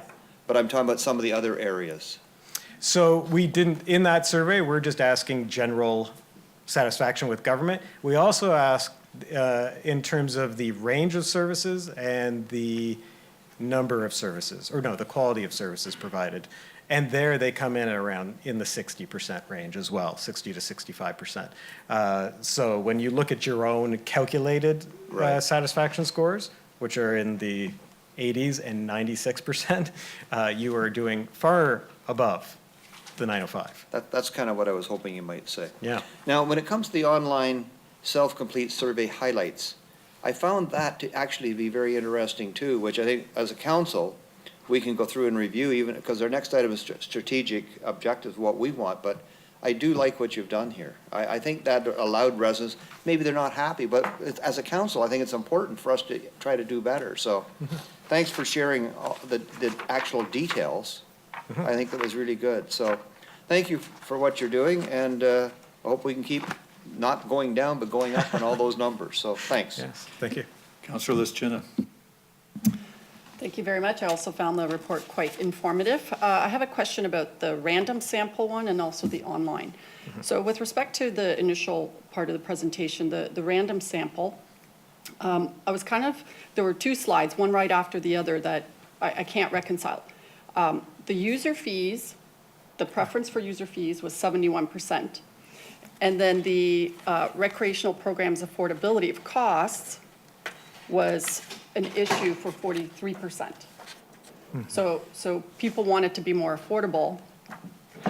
So meaning the rest of the taxpayers pay for it, but yet it looked like it was user fees that were winning out. How does that make sense? Yeah, so when we say to them, I think the slide could be clearer. So we gave them the option of reducing service levels and in return getting no increase to your taxes or user fees, or either adding new services and facilities or just maintaining the existing service levels, knowing that that will probably result in a tax increase or a fee increase. And so 59% chose that side of the equation. So it wasn't specific to rec programs? No, this is just in general, Oh, I service see. levels, Okay. yeah. That would make sense. Okay, and then the second one about the online survey, which you indicated was a self-select sample. Given that we saw in the random sample how high people use the website as a communication tool with the town, were you surprised that only 706 residents filled out the survey, or is that normal? No, I was actually pleased to see that it went up from the previous time. So it was about 600 people who did it last time, I think, and this time it's... So engaged citizens, when the self-selected ones aren't necessarily the same type of engagement for a person who would just go visit a website to find out where the next event was or something like that. That's right, yeah. So you're going there for just basic information or to get a permit. It's another level to say, I'm going to spend some time and fill out a survey. You have to be particularly engaged, I'd say. Great, thank you. Councillor Knoll. Thank you, Mr. Mayor. My first question is with respect to the overall satisfaction. I see you refer to total satisfaction Ontario-wide. That's based on municipalities Ontario-wide, correct? Yes. How does Queen's Park fare? Do you know? I have not done a survey that I've released on that. I'd be very curious to know how we compare to our provincial overlords. The second question relates to a number of the questions have NA or nothing beside them. Does that mean it's a new question or the previous results were statistically invalid? It means it's either a new question or it's a question that we revise the wording such that we don't feel like we can track it as an apples to apples comparison. Okay, because I noticed in a couple places you actually indicated where there was a new or a modified question. So would probably the ones without that notation meant that they were statistically invalid previously? No, they're fine before. It's just that we've actually deleted some options and put in new ones. Okay. Basically. The next one's just a comment. I was really curious to see the winter road and sidewalk maintenance, and I went back to see when you did the survey. It was January 22nd to February 1st, and our first major snowstorm was January 29th. Yeah. So that's actually extremely good news. The questions related to priorities, as well as, let's start with priorities. So the questions related to priorities, was that were those, were the respondents provided a pick list, or were those randomly generated by the individual on the phone? No, those are provided by us. Those 6 areas are provided by us. And was there ever an opportunity in any of these questions for people to give free-form answers? Yes, at the most important issue, so the very first question, as well as the questions about what makes Oakville livable. Those are open-ended questions that they get to provide in their own words. I noticed in the word cloud, which I found fascinating, traffic is big and obnoxious in general, and it is in the word cloud as well. But I noticed that Abby, where was it here? Yeah, one of the word cloud items is Abbey, and I'm assuming that means Glen Abbey. Yes. Yeah. But I didn't see any reference to Glen Abbey anywhere else in the survey. Yeah, it didn't come, I mean, it did come up, I think, but it was a small proportion in the most important issue.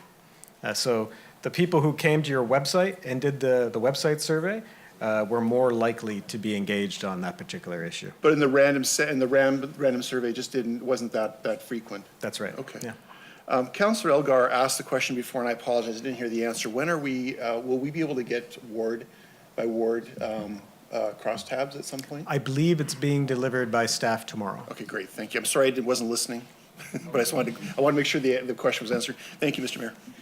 Thank you, Councillor Adams.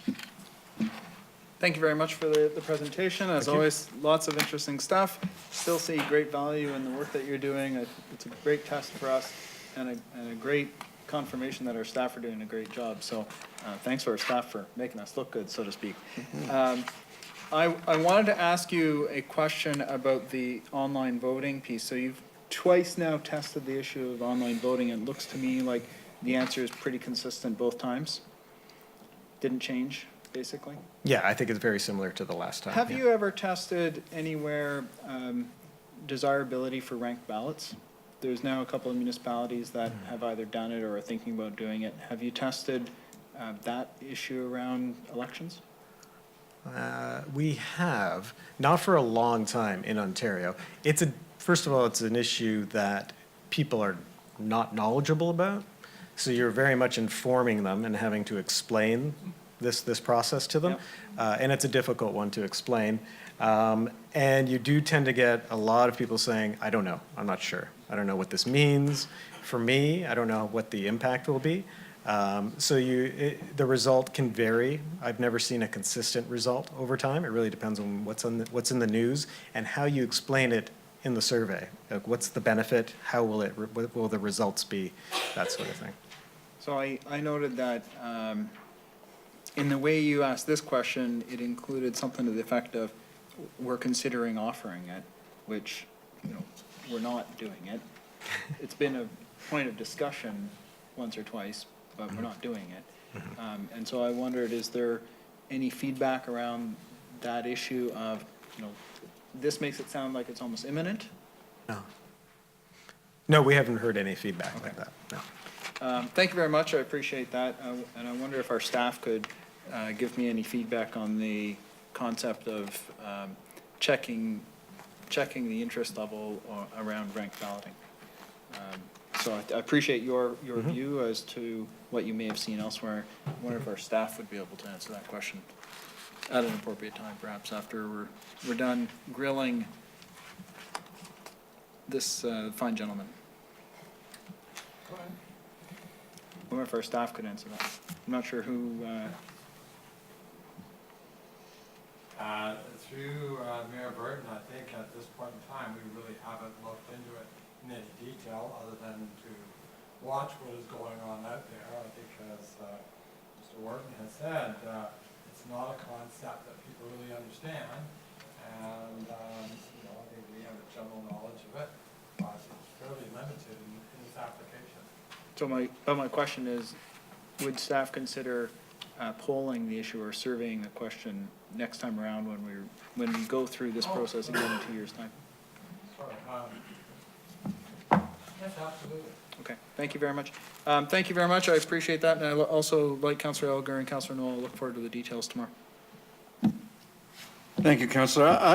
I'd just like to caution staff, at least one member of council, this one, takes some guidance from Mr. Warden's response that you're not going to get a very valid response polling about something that people don't understand that you have to explain.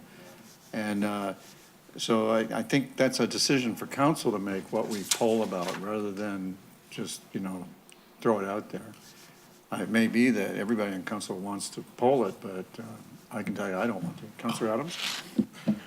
I don't actually remember being asked if I wanted to poll about online voting either in 2019. So,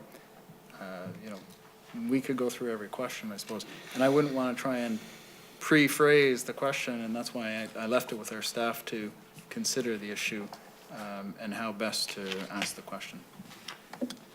Thank you for your clarification. Councillor Sanju? Thank you, Mr. Mayor. Thank you, Mr. Warden, for your presentation. Very insightful. Everybody, hold on. I'm about to talk about this whopping 11 folks from Ward 7. Yeah. So just thinking about what your thought process was around the 700 people that potentially have house phones in Ward 7, knocking doors there ourselves and being of similar age to a lot of the folks that have new families in Ward 7, being a new area, I am of the inclination that not many folks there are going to continue to have house phones or will adopt house phones in the future. So if we're thinking about the survey going forward, I don't think we should come at it the same way, specifically in Ward 7. I don't think we will have an adoption of those types of responses. So my recommendation in future to staff and to you, Mr. Warden, would be social media blitz, or potential other email programming for somebody that has agreed to being contacted by the town. So thank you very much. Okay. Thank you, Councillor. I will state that we included cell phones in the sample as well, so that was part of it. No, there's only 700 landlines available to phone into. And I think it'll be exponentially larger sample available in 2 years' time.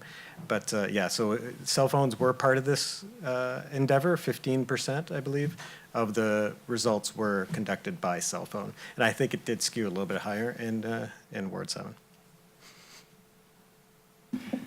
Councillor Palmer.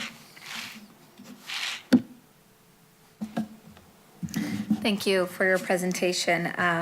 I echo Councillor Sandu's comments on the number of house landlines in Ward 7. I don't see that number increasing. And you answered my question, actually, if cell phones were included, because a lot of people in the area do have cell phones. Okay, so I have two questions. First, just tailing off of what Councillor Adams said in terms of deciding what we poll about. So I notice a lot of the answers it trails back a couple of years so we can compare the results year over year. So I'm trying to understand, does the sample questions come to council every 2 years before the survey to indicate what changes there will be? And is there a discussion then of an inclusion of new types of questions? That's my first question. We just deal with staff, so I'm not sure, actually. Okay, so that can hold off then, because maybe you can answer my second question.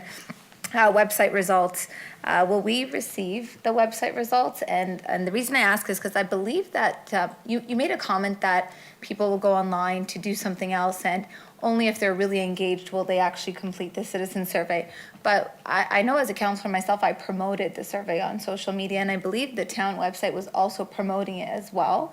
The town Twitter feed was promoting it, so I think that residents probably did engage with the survey as well. So I'd be interested in seeing the results from online, especially split up ward by ward, if it's available. Yeah, Thank you. I believe that's being provided as well. Through you, Mr. Chair, I'm not sure we did a ward breakdown on the online survey. I'm not sure we asked for postal codes on it, so I'd have to check that. Sure. They may be townwide only, but if they're available by ward, we'll provide them by ward. Okay, great. And sorry, in terms of the other question, what we decide to pull about. So the survey is designed to reflect the issues that have been raised. So obviously, you can see the alignment with council's strategic priorities. And then we've also identified what are the things that are in the work plan or the things that we've been asked to look at so it helps us in determining the priorities. So it's all generated through what staff is hearing from council and from the community. Okay, but as council, we don't actually see a copy of this survey before it goes out. No, through you, Mr. Chair, no. And from our research, we do that. So again, we want to make sure we don't introduce any biases from any sources. Right. No, I was just, I mean, in consideration to that question about ranked ballots, or if we considered it as a group, how would we come about doing that? Certainly, through you, Mr. Chair, if there was a specific area. So I will say internet voting was an issue that we had noticed had been raised quite frequently during the last election campaign. Our clerk's office was being asked about it. So it's something that helps them in their planning to look at to see what's driving that issue. Great, thank you so much. Councillor Chisholm. Thank you, Worship. Quick question. Page 84, with respect to the last part, where we have a decline from 2017, 86% to 79%, you can easily find the right staff person to deal with the question or problem.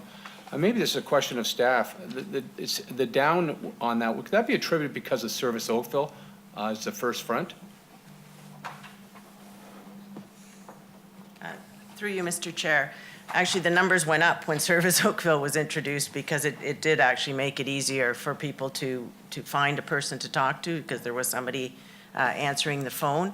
I think what we're looking at now with more and more people going through the website, that's something we have to look at. So they're finding it harder to find a specific person on the website because we don't actually try to direct them to individuals through the website. So that's something we're going to look at as we move forward. I guess that was my second question. On the website, do we have a staff directory on the website, or is that not No, advisable? through you, Mr. Chair. We don't, because again, we're trying to get people, Service Oakville takes calls on behalf of staff in many departments, so it is more efficient to have them get their calls answered through Service Oakville. So that's the model we have now.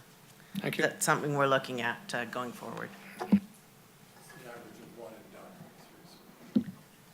Oh, yeah, through you, Mr. Chair, almost 80% of the calls are one and done at Service Oakville, so that they don't need any further follow-up.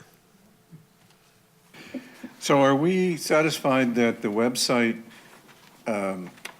easily enough guides people to Service Oakville if they need that? Through you, Mr. Chair, actually, we are about to launch a major review of the website. It does need to be updated, particularly when you see these results. It was designed in 2012, which is like 3 lifetimes ago in the web world. So it is a major project that we've identified for this year, and that was one of the reasons we were asking on the online survey for people who would like to participate in online consultations, because we want to very much design it with the input of the public. Cool, thank you very much. Councillor Grant? Thank you. Just a question about, when it comes to doing surveys, when you phone people, you do get the group of people that are interested in responding. And so when you're talking about then doing the web-based surveys, you've said that there's no real way of getting a margin of error applied. Is there some way that we could approach a web survey that we could try and get a proper margin of error, or is there something inherent in the way that people respond to web surveys, the anonymity, let's say, that would prevent us from being able to do that better?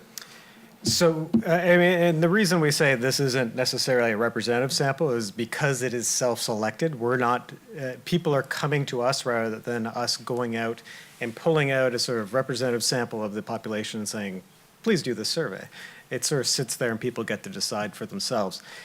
We do online research all the time. It's 80% of the industry is all online surveys now, but it's based on existing research panels. So people who have signed up, hundreds and hundreds of thousands of people have signed up to be invited to do surveys.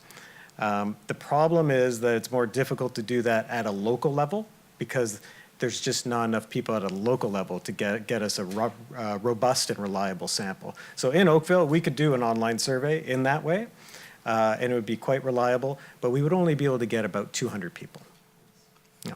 It's just interesting. I agree with my colleagues from Ward 7. In our ward, Ward 5, we have a good mix of young families and older families, and so I've run into people who have landlines, but more or less the people who are now moving in and starting young families, they don't have a landline, they have a cell phone. Mm-hmm.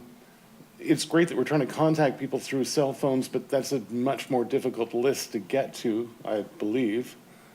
No? Okay, good. It's a little bit more expensive. It's not as expensive as it used to be, so Okay. we were able to introduce it this time. It was great to have that in the mix.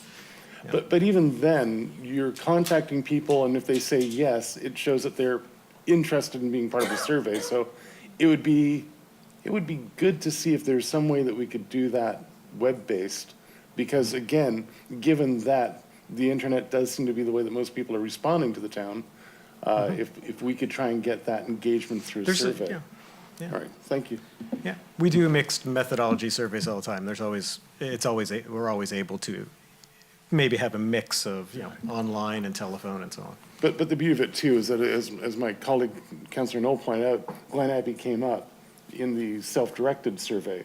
There's always going to be things that we wouldn't think of asking that would be good for us to at least draw from the public. And it seems that there's a value to the web surveys. It's just a shame that we can't allocate a margin of error to it. Yeah. Mr. Warden, I think there might be members of the public listening who might benefit from a brief explanation of how survey science depends upon random sampling in order to be able to utilize the laws of probability, and that's the kind of a crucial little element here in terms of trying to extract any meaning from any of this. Yeah, so to have a representative sample that is, and we use that word representative, it's important to realize what it means, is that we can, it's similar to doing a blood test, right? So just like a doctor can put a needle into your vein and pull out some blood and find out everything about you from that little piece, if we do a random sampling of the population, and often we put in little quotas to ensure we get proper representation from gender, age, regions, then the laws of probability and the science that backs that up, that's been in existence since the 1950s, tells us that that is representative of the larger population. So that's where telephone has a margin of error applied, because 99% or 95%, most people have a telephone. Whereas online penetration is about 85 to 90%. So it's a little bit harder. And not everybody has an equal chance of doing an online survey because they have to be on that online research panel. And these online research panels have about 500,000 Canadians on them. They still provide very reliable results when we match them up side by side with phone surveys, but just because of the science behind it, we are not permitted to apply a margin of error to that. I hope that helps. Can we have a mover and seconder to receive the information? Councillor Lischina, Councillor Grant, all in favor? And that's carried. Thank you, Mr. Warden, very much for a very informative and interesting session. Our pleasure. Council, the next item is the draft 2019-2022 Council Strategic Plan, and the recommendation is that you receive it and that staff report back to Council with the final plan after their planned public, at their next steps. And I think Ms. Courtemanche might explain her next steps. Thank you, Mr. Mayor. We're tabling the draft strategic plan, and it's great that it follows the citizen survey because you'll see that we took the information that we got from council at your session in January. We then added in the input that we got from the public through this survey. We also worked with our senior management group to look at what was already, obviously for this year, approved in the budget that would align with these initiatives. And that put that together to come up with the 5 priorities that you'll see that are outlined in the draft strategic plan, and identified some actions for this year as well as for the rest of the term of council. We do, of course, come back every year and update the list of actions by each year. What I'm suggesting, because I know you just got it a few days ago, that it sit with you, and you're welcome to consult with members of your wards. And if you'd like to come back within 2 weeks to meet with me and bring any of your feedback, we'd be happy to take it, incorporate it into the next draft that will come back to council at the meeting of May 2nd. Thank you, Ms. Courtemanche. I understand there might be some interest in additional information. Any questions from council? Councillor Hazard-Thiel? I see you reaching for a mic. There we go. So in the session that we had, we ended up talking about we choose 1, we choose 2, we choose 21, whatever. Is that data available to us just to take us back? Because even when you listen to the video, it really doesn't reflect the essence of what we were talking about. No, through you, Mr. Mayor, absolutely. I'll send you that summary because it was certainly used by us. Okay. I have one further question as well. Just in terms of some of the language that's in here, so if I understand it correctly, when we would get would we get back to you just with feedback from our ward, or would we meet as a group? What, can you, newbie, can you just give me the process? Well, again, through you, Mr. Mayor, it would be up to council. If you wanted to have another session and meet as a group, we could certainly do that. The plan was just to get back sort of individually. I could meet with each ward if you wanted to come in to, or individually, just if there were areas that you wanted or questions you had that we could answer them in that way. So, Council, I would recommend that you take that course, and when you see the next draft, if you're not happy, we could have another workshop. But this way, you have a chance at the swiftest path. Councillor Adam. I just wanted to thank our staff for the work that they've put into this redrafting of the strategic plan. I feel much more satisfied with the outcome that we've got this time around than I have in the past. And it's not perfect, there's always warts and all kinds of stuff like that, but I think our staff have done a pretty good job of hearing council as a whole on what they said to our staff at the previous meeting. And I'm sure that we'll have some more feedback for you over the course of the next couple of weeks. And maybe there'll be some redrafting, but I want to encourage you on your path that you're on, through the work that you've done in changing the way we did our strategic plan this time around. Okay. Thank you. Thank you, Councillor Adams. I wonder if that's a sentiment that would support a motion to receive and report back. I will move the staff recommendation. Can I get a second? Councillor Longo, all in favor? And that completes that item. Thank you, everybody. Now we come to the Lakeshore Road Reconstruction and Streetscape Project, and it's quite a lengthy recommendation that the Lakeshore Road Reconstruction and Streetscape Project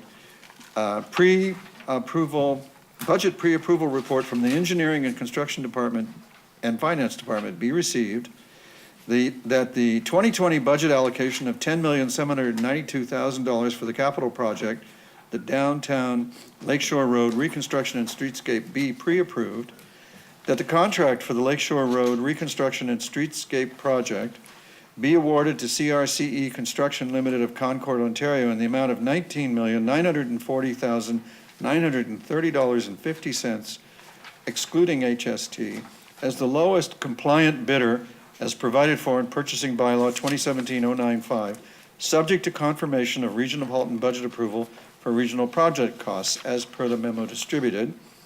4, that Lakeshore Road West from Navy Street to Dunn Street be closed temporarily from April 15th to November 15th to allow for the first phase of the Lakeshore Road Reconstruction and Streetscape project to proceed. That Lakeshore Road West from Dunn Street to Allen Street be closed temporarily from March 30th to November 20th to allow for the second phase of the year 2020, I need to say, for the second phase of the Lakeshore Road Reconstruction and Streetscape project to proceed, and that bylaw 2019-043, a bylaw temporarily restricting common law right of passage by the public over Lakeshore Road West, be passed. Are there questions? Councillor Giddings?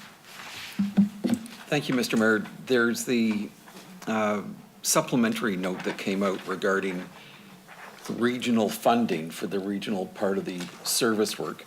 And I had a question for staff. It asks that we hold off letting or awarding the project until the Region of Halton has funding available in their approved capital budget to cover the full cost, because there's been a bump up in the costing. My concern is it's a 13-day delay, and with what we're going through downtown, what we're going to be going through downtown, if there was confidence that we would receive that money from our colleagues at the region, would you be fine with waiving that concern to allow us to get to work as quickly as possible? Through you, Mayor Burton, I would caution council from doing that because you're automatically committing the region. I've spoken with Ms. McCaskill. She will be bringing it to Regional Council on the 17th.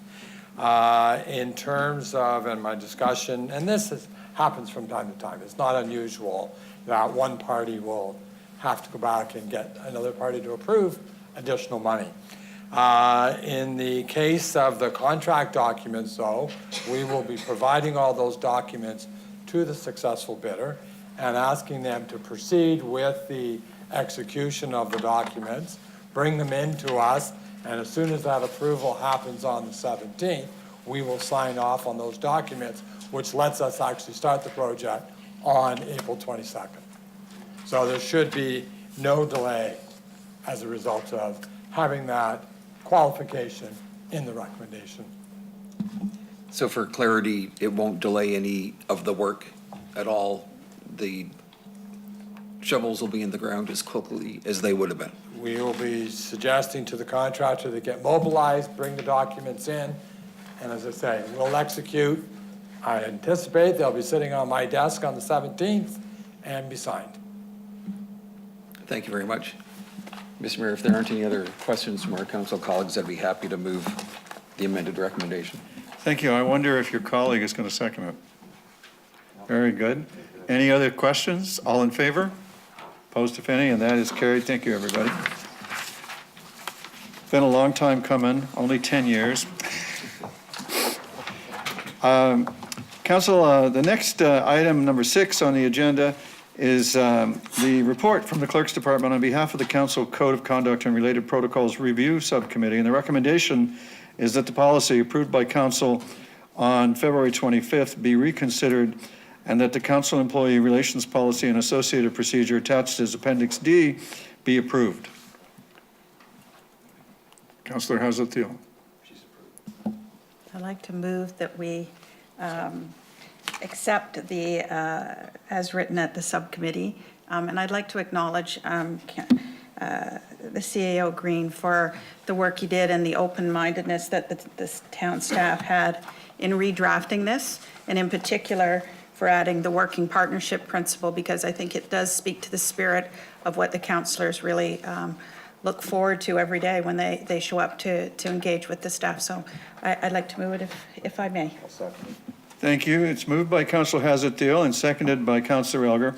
The first vote I'll call is for reconsideration itself, and we need a supermajority. I suspect we'll have a unanimous vote, but let's see. All those in favor? I should become a forecaster. Thank you very much. The second vote I'm going to call is that the Council Employee Relations Policy and Associated Procedure attached as Appendix D to the report from the Council Code of Conduct and Related Protocols Subcommittee be approved. All in favor? Opposed, if any? And that is also unanimous. Thank you, everybody. The next item number 7 concerns the infrastructure funding announcement, and there's a revised motion on your desk. And I'll ask Councillor Adams, whose motion it is, to speak to it in a second.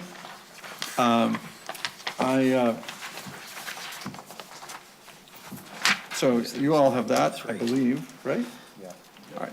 So the only other thing I want to add to this for your background information is I received a call last week from the Minister of Infrastructure telling me that there is another $50 million headed our way from the, I'll call it the Building Up Canada Fund, the Infrastructure Fund for Canada. There'll be about $21 billion in that envelope for the province of Ontario, and $50 million of it will be roughly earmarked for us. And so this isn't the, this is only the beginning, not the end. And with that, Councillor Adams. Thank you very much. I was pointed out to me, and I checked with our treasurer, that in in section 2, where it says to be financed 2.3 million from the gas tax reserve fund, it should be 2.2 million. If you look on our report on both on page 7 and on page 155, it says 2.3, but then within the financial section on page 158 to 159, it says 2.2, and the correct number, I'm told by the treasurer, is 2.2.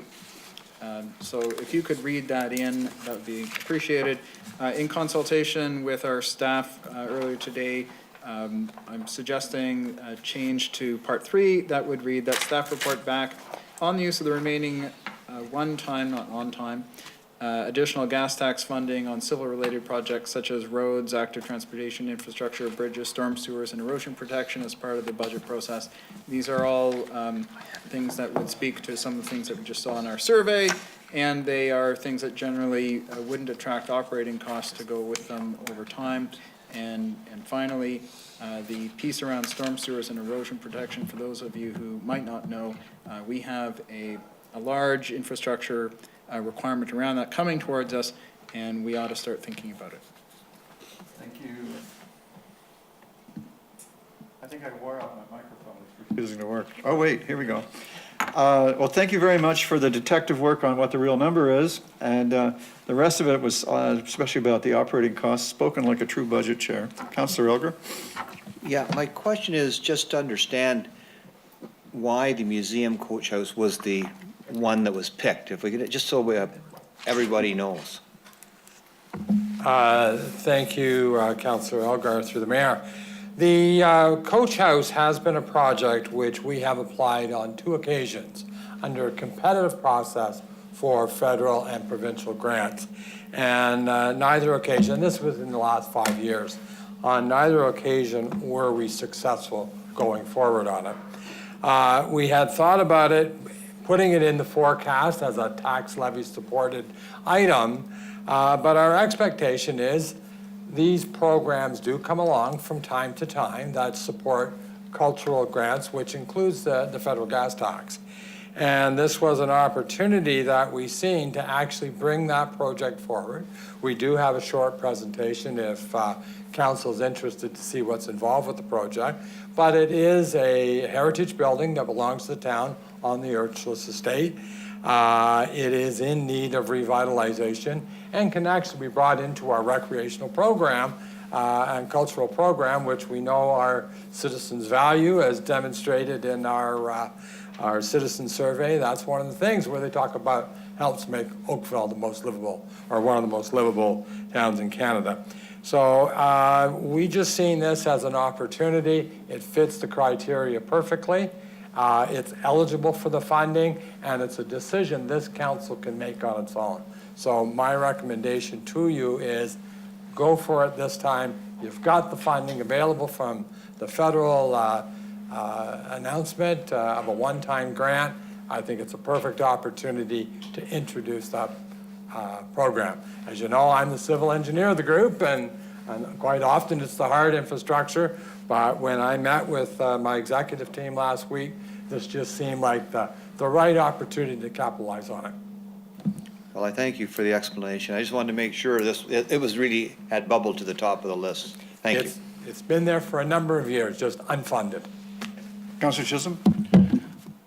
I know it's, we're after 9 o'clock, but I'd like to see the presentation. At $2.5 million, I would like to have some kind of indication what is going to be done in that building. Knowing full well it's a heritage building and the facade itself cannot change except for repairs and so forth, but I'd like to have some kind of indication where we're at on this one. Thank you. As it happens, we're ready to do that.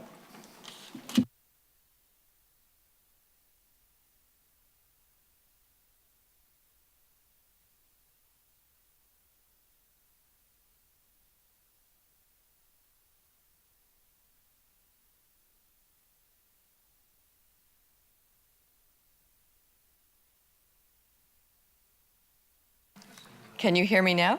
Okay. So thank you very much for this opportunity to speak to this project. The Oakville Museum Coach House project has been on the books since 2016. A report actually came forward to council in early 2017, reporting out on a public consultation that took place, which I'll get into a little bit later. Oops. So the coach house is actually located at the north end of the Urchlis estate. It is a designated heritage property, as our CAO indicated, and it is part of the campus that also includes the main house, which is operating as the official museum. And there's also 2 cottages that were joined into one, which is now housing the Historical Society. So this is what it currently looks like. There are three components to this space. It was originally built in the mid-1890s by Alan Chisholm, who is a very forward-looking, progressive leader in the community. And it was built in the arts and crafts style, which is quite unique. And it had three main functions at the time. It operated as a set of stables, a carriage storage space, and a gardener's cottage. So in 2016, we did an extensive consultation with the public. We met with several stakeholders, including several residents associations, the Downtown BAA, the Historical Society. We also held individual stakeholder interviews as well, and we also held a public consultation on June 21st, 2016, which was very well received. We also did an online survey as well. And in the end, we looked at several opportunities, which included actually having a commercial enterprise come in. We looked at potential partnerships, and we also looked at different uses that the town could do with this particular piece. And what TCI consultants recommended was that it should remain as a town-operated facility, and that it should be used as programming and exhibition space. And in doing that, we would actually double the amount of programming space that the museum is able to currently offer. And also, a key element of it is the gardener's cottage should be restored to its own historical significance, so that we could actually use that as an immersive historical experience. So this is sort of the general layout of the stables, the carriage space, and the cottage. This is about 1,500 square feet. For those of you who were involved with actively with the project, initially it was surveyed at 3,000 square feet. But what we realized is that the whole second floor, in order to make it accessible, we would have to add an elevator, and that would render the space quite small in terms of what could actually be made for public use. So the main piece of this is the carriage space, and the carriage space is intended to be fully publicly accessible, both indoor and outdoor. I know that over the years there's been a lot of interest in having some sort of gathering space that is near the lake. That could be used as a social space in some way. So we looked at that specifically in mind. The stables area would be used as a support space to the main space, and then the cottage would be used as an immersive historical experience. So the carriage space would actually, what we were looking at there is that we would do heritage programs, camp and lecture and school tours and experiences. If you remember, Wendy Ranella earlier in the evening spoke about the cultural programs that the Community Foundation are currently sponsoring. Those have been immensely popular. We also find our cultural and arts camps are probably one of our fastest growing areas. So we would see this space as being used as an extension of that type of programming.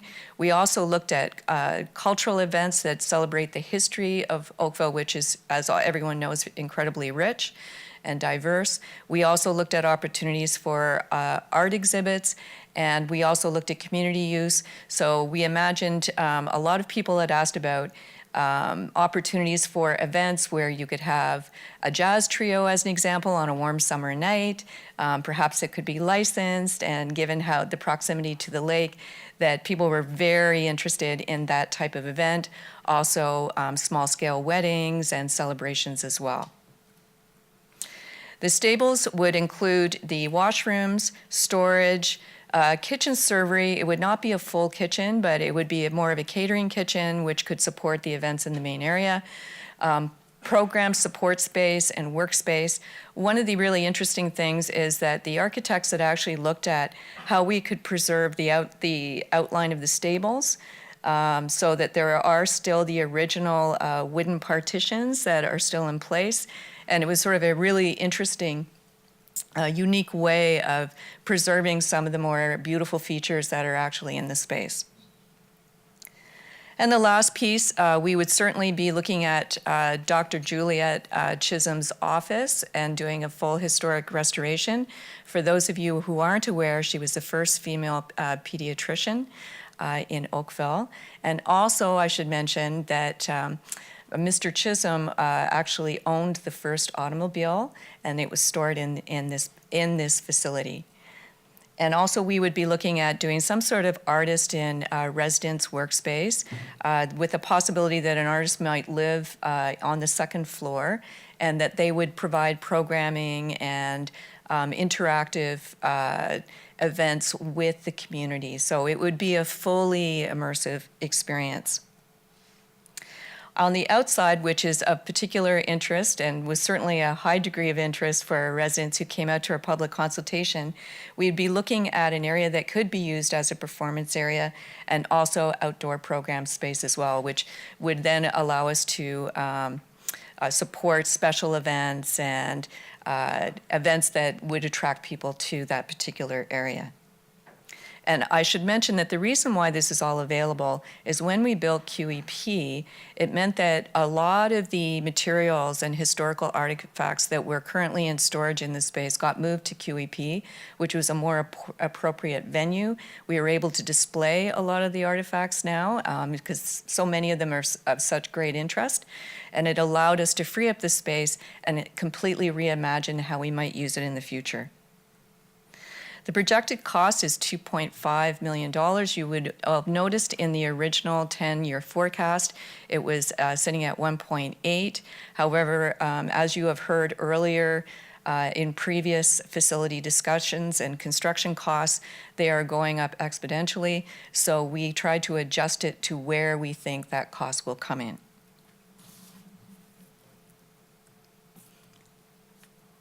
Councillor Chisholm. Thank you, Worship. I do have some interest in the coach house, as I was responsible for that operation down at the museum for a couple of years, and knowing the ins and outs of the coach house.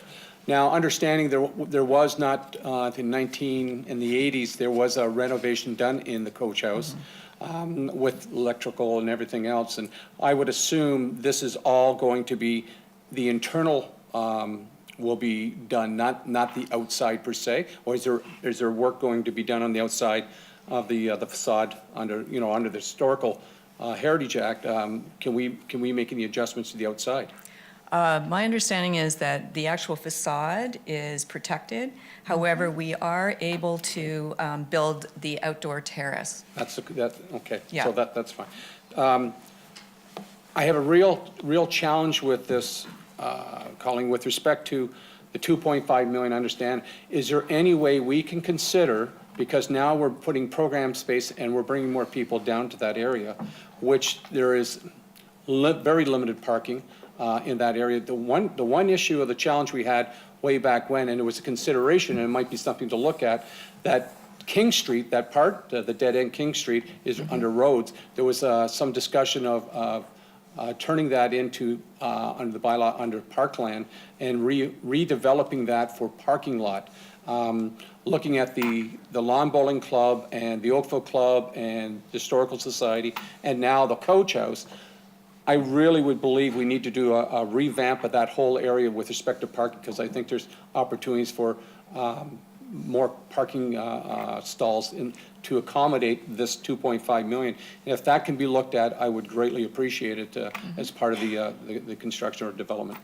We certainly can look at that. One thing I should highlight, though, is with respect to this actual event space, it's somewhat limited in size. So we were calculating that on average, an event that takes place there would probably be between 25 and 40 maximum, and that assumes that it's both indoor, outdoor. So it's definitely a smaller venue opportunity. So just to be aware on that. Councillor Chisholm. Just to add to that, and I appreciate that, Colleen, with respect to that, because there's events at the Lawn Bowling Club, the Oakville Club, and they clash at the same time. So just to keep that as one of the priorities to look at the parking issue there. Thank you. Thank you, Councillor Chisholm. Councillor Sanju? Thank you, Mr. Mayor. I just have a few general questions. My first question is on page 156, and it indicates the entire provincial funding amount. I'm wondering whether you can help me understand how much is actually available from Oakville from these amounts, specifically around community, culture, recreation. So in terms of the culture and recreation, that hasn't been announced yet. Got it. So right now, all we know is the rural and the rural municipality piece. And then coupled with that is transit, which was originally supposed to be announced yesterday, but transit's been split into two areas. So it's been split into rural and outside of the GTA, and we're waiting for the GTA announcement. The recreation and culture piece is coming later. And where are we pulling the funds specifically for this recommended project? Is that coming out of the pieces we already just federal? Yeah. But is that coming out of like which one of these? Transit, rural, green, community? None of them. None Gas of them. tax. The separate. Separate. Through you, Mayor Burton, if I can take you to page 157 and the bulleted list, it's the second last bullet, which is sport, recreation, culture, and tourism. Excellent. So it's coming out of that one-time fund. The amounts of money that are shown on those bulleted lists on the middle of page 156, that is funding that what we're understanding from the province is over a 10-year period. Got it. So it'll be 21 million across the province, of which about, my understanding, I think Mayor Burton, was about 16 million billion for the GTA, which includes Metrolinx. The mayor was given, as he indicated earlier, our share over a 10-year period for public transit should be in the order of about 50 million. Excellent. Thank you for the clarification. I have Councilor Palmer and myself have a request for report later on that's applicable to this piece, but that is all I have for now. Thank you so much. Thank you very much. It's moved by Councillor Adams, seconded by Councillor Longo. May I call the vote? All in favor? Opposed, if any? Carried. Approved. Thank you, everybody. We have no more discussion items, confidential or otherwise, and there are no advisory committee minutes listed for this agenda. You have your electronically circulated information items and your report on the status of outstanding issues. And there's no new business that I know of, but there are two requests for reports. I just saw a hand. Is there new business? Yes. Well, away you go. Thank you, Mayor Burton. I wanted to offer congratulations to the Oakville Soccer Club for receiving the Genworth Community Builder of the Year Award, as presented at the Oakville Awards for Business Excellence. So Councillor Adams is actually an active and award-winning coach with OSC. Councillor O'Meara is a former coach and an active player, and I'm a former coach with over 11 years coaching experience with the OSC. 4 of my children have played and 2 are still playing. So I wanted to thank the OSC for all they do for our community. And I also, Oakville Soccer Club builds confidence in our youth, teaching them the importance of teamwork, fair play, and most importantly, having fun. So thanks. Thank you, Councillor Longo. Other new business from you, Councillor Palmer, or because when we get to requests for report, I may be incorrectly anticipating, but your request for report is one stop later on, but go ahead, you have the floor. It's new business, sir. I would like to take this opportunity to also acknowledge that April is Sikh Heritage Month in Ontario. I want to congratulate the community for what will be a month-long of event-focused Sikh heritage and culture. Oakville itself is home to one of the eldest gurdwaras, just right off of Bronchi Road, and we will be celebrating Sikh Heritage Month at Town Hall with a flag-raising ceremony on April 8th. So I wanted to extend that invite to all of council on behalf of the Halton Sikh Cultural Association, as well as to the residents at home that are watching. There's also a great panel that's on display at Town Hall of Sikh Heritage. And so I encourage everybody, if they have a chance, to stop by and take a look. Thank you. Thank you very much. That's very appropriate. And I know I like to mention that I met a Sikh gentleman who informed me that he settled in Oakville in 1976. That's 43 years ago. And I've only been here 25 years, so I bow to him as a pioneer ahead of me. Council, we have two requests for reports that have been brought to my attention. One is by Councillor Giddings and Councillor Haslett-Thiel that staff be directed to report to the Community Services Committee on the criteria for the establishment of flashing 40-kilometer-an-hour zones, the placement of the flashing 40 signs and beacons, and the public consultation and/or notification required when establishing such new zones and sign locations. May I put the vote to see if you approve of this report? All in favor? Any opposed? Congratulations, your report's approved. The next one is moved by Councillor Sanju and seconded by Councillor Palmer. Whereas the provincial grant process takes a significant amount of time to navigate, and whereas North Oakville requires and deserves a community center to help manage the demand for recreational programming, the staff are requested to, the staff from finance and other appropriate departments are requested to report regarding the feasibility of additional programming and/or recreational addition to the 16-mile sports complex that would fall in line with the requirements of this type of programming. May I put the vote? All those in favor? Opposed, if any? And congratulations, your request is granted too. Council, that completes the work on our agenda, and we don't need to vote to extend the meeting past the hour. If we can agree on a mover and seconder for consideration and reading of the bylaws. And the hands leap up. Councillor Knoll and Councillor O'Meara, thank you. And this is for the bylaws as listed in the agenda, including the bylaw to confirm the proceedings of the meeting of council. All in favor? Opposed, if any? And the bylaws are duly adopted. That completes our agenda. It's been terrific working with you. Thank you for your time and attention and your contributions. We're adjourned.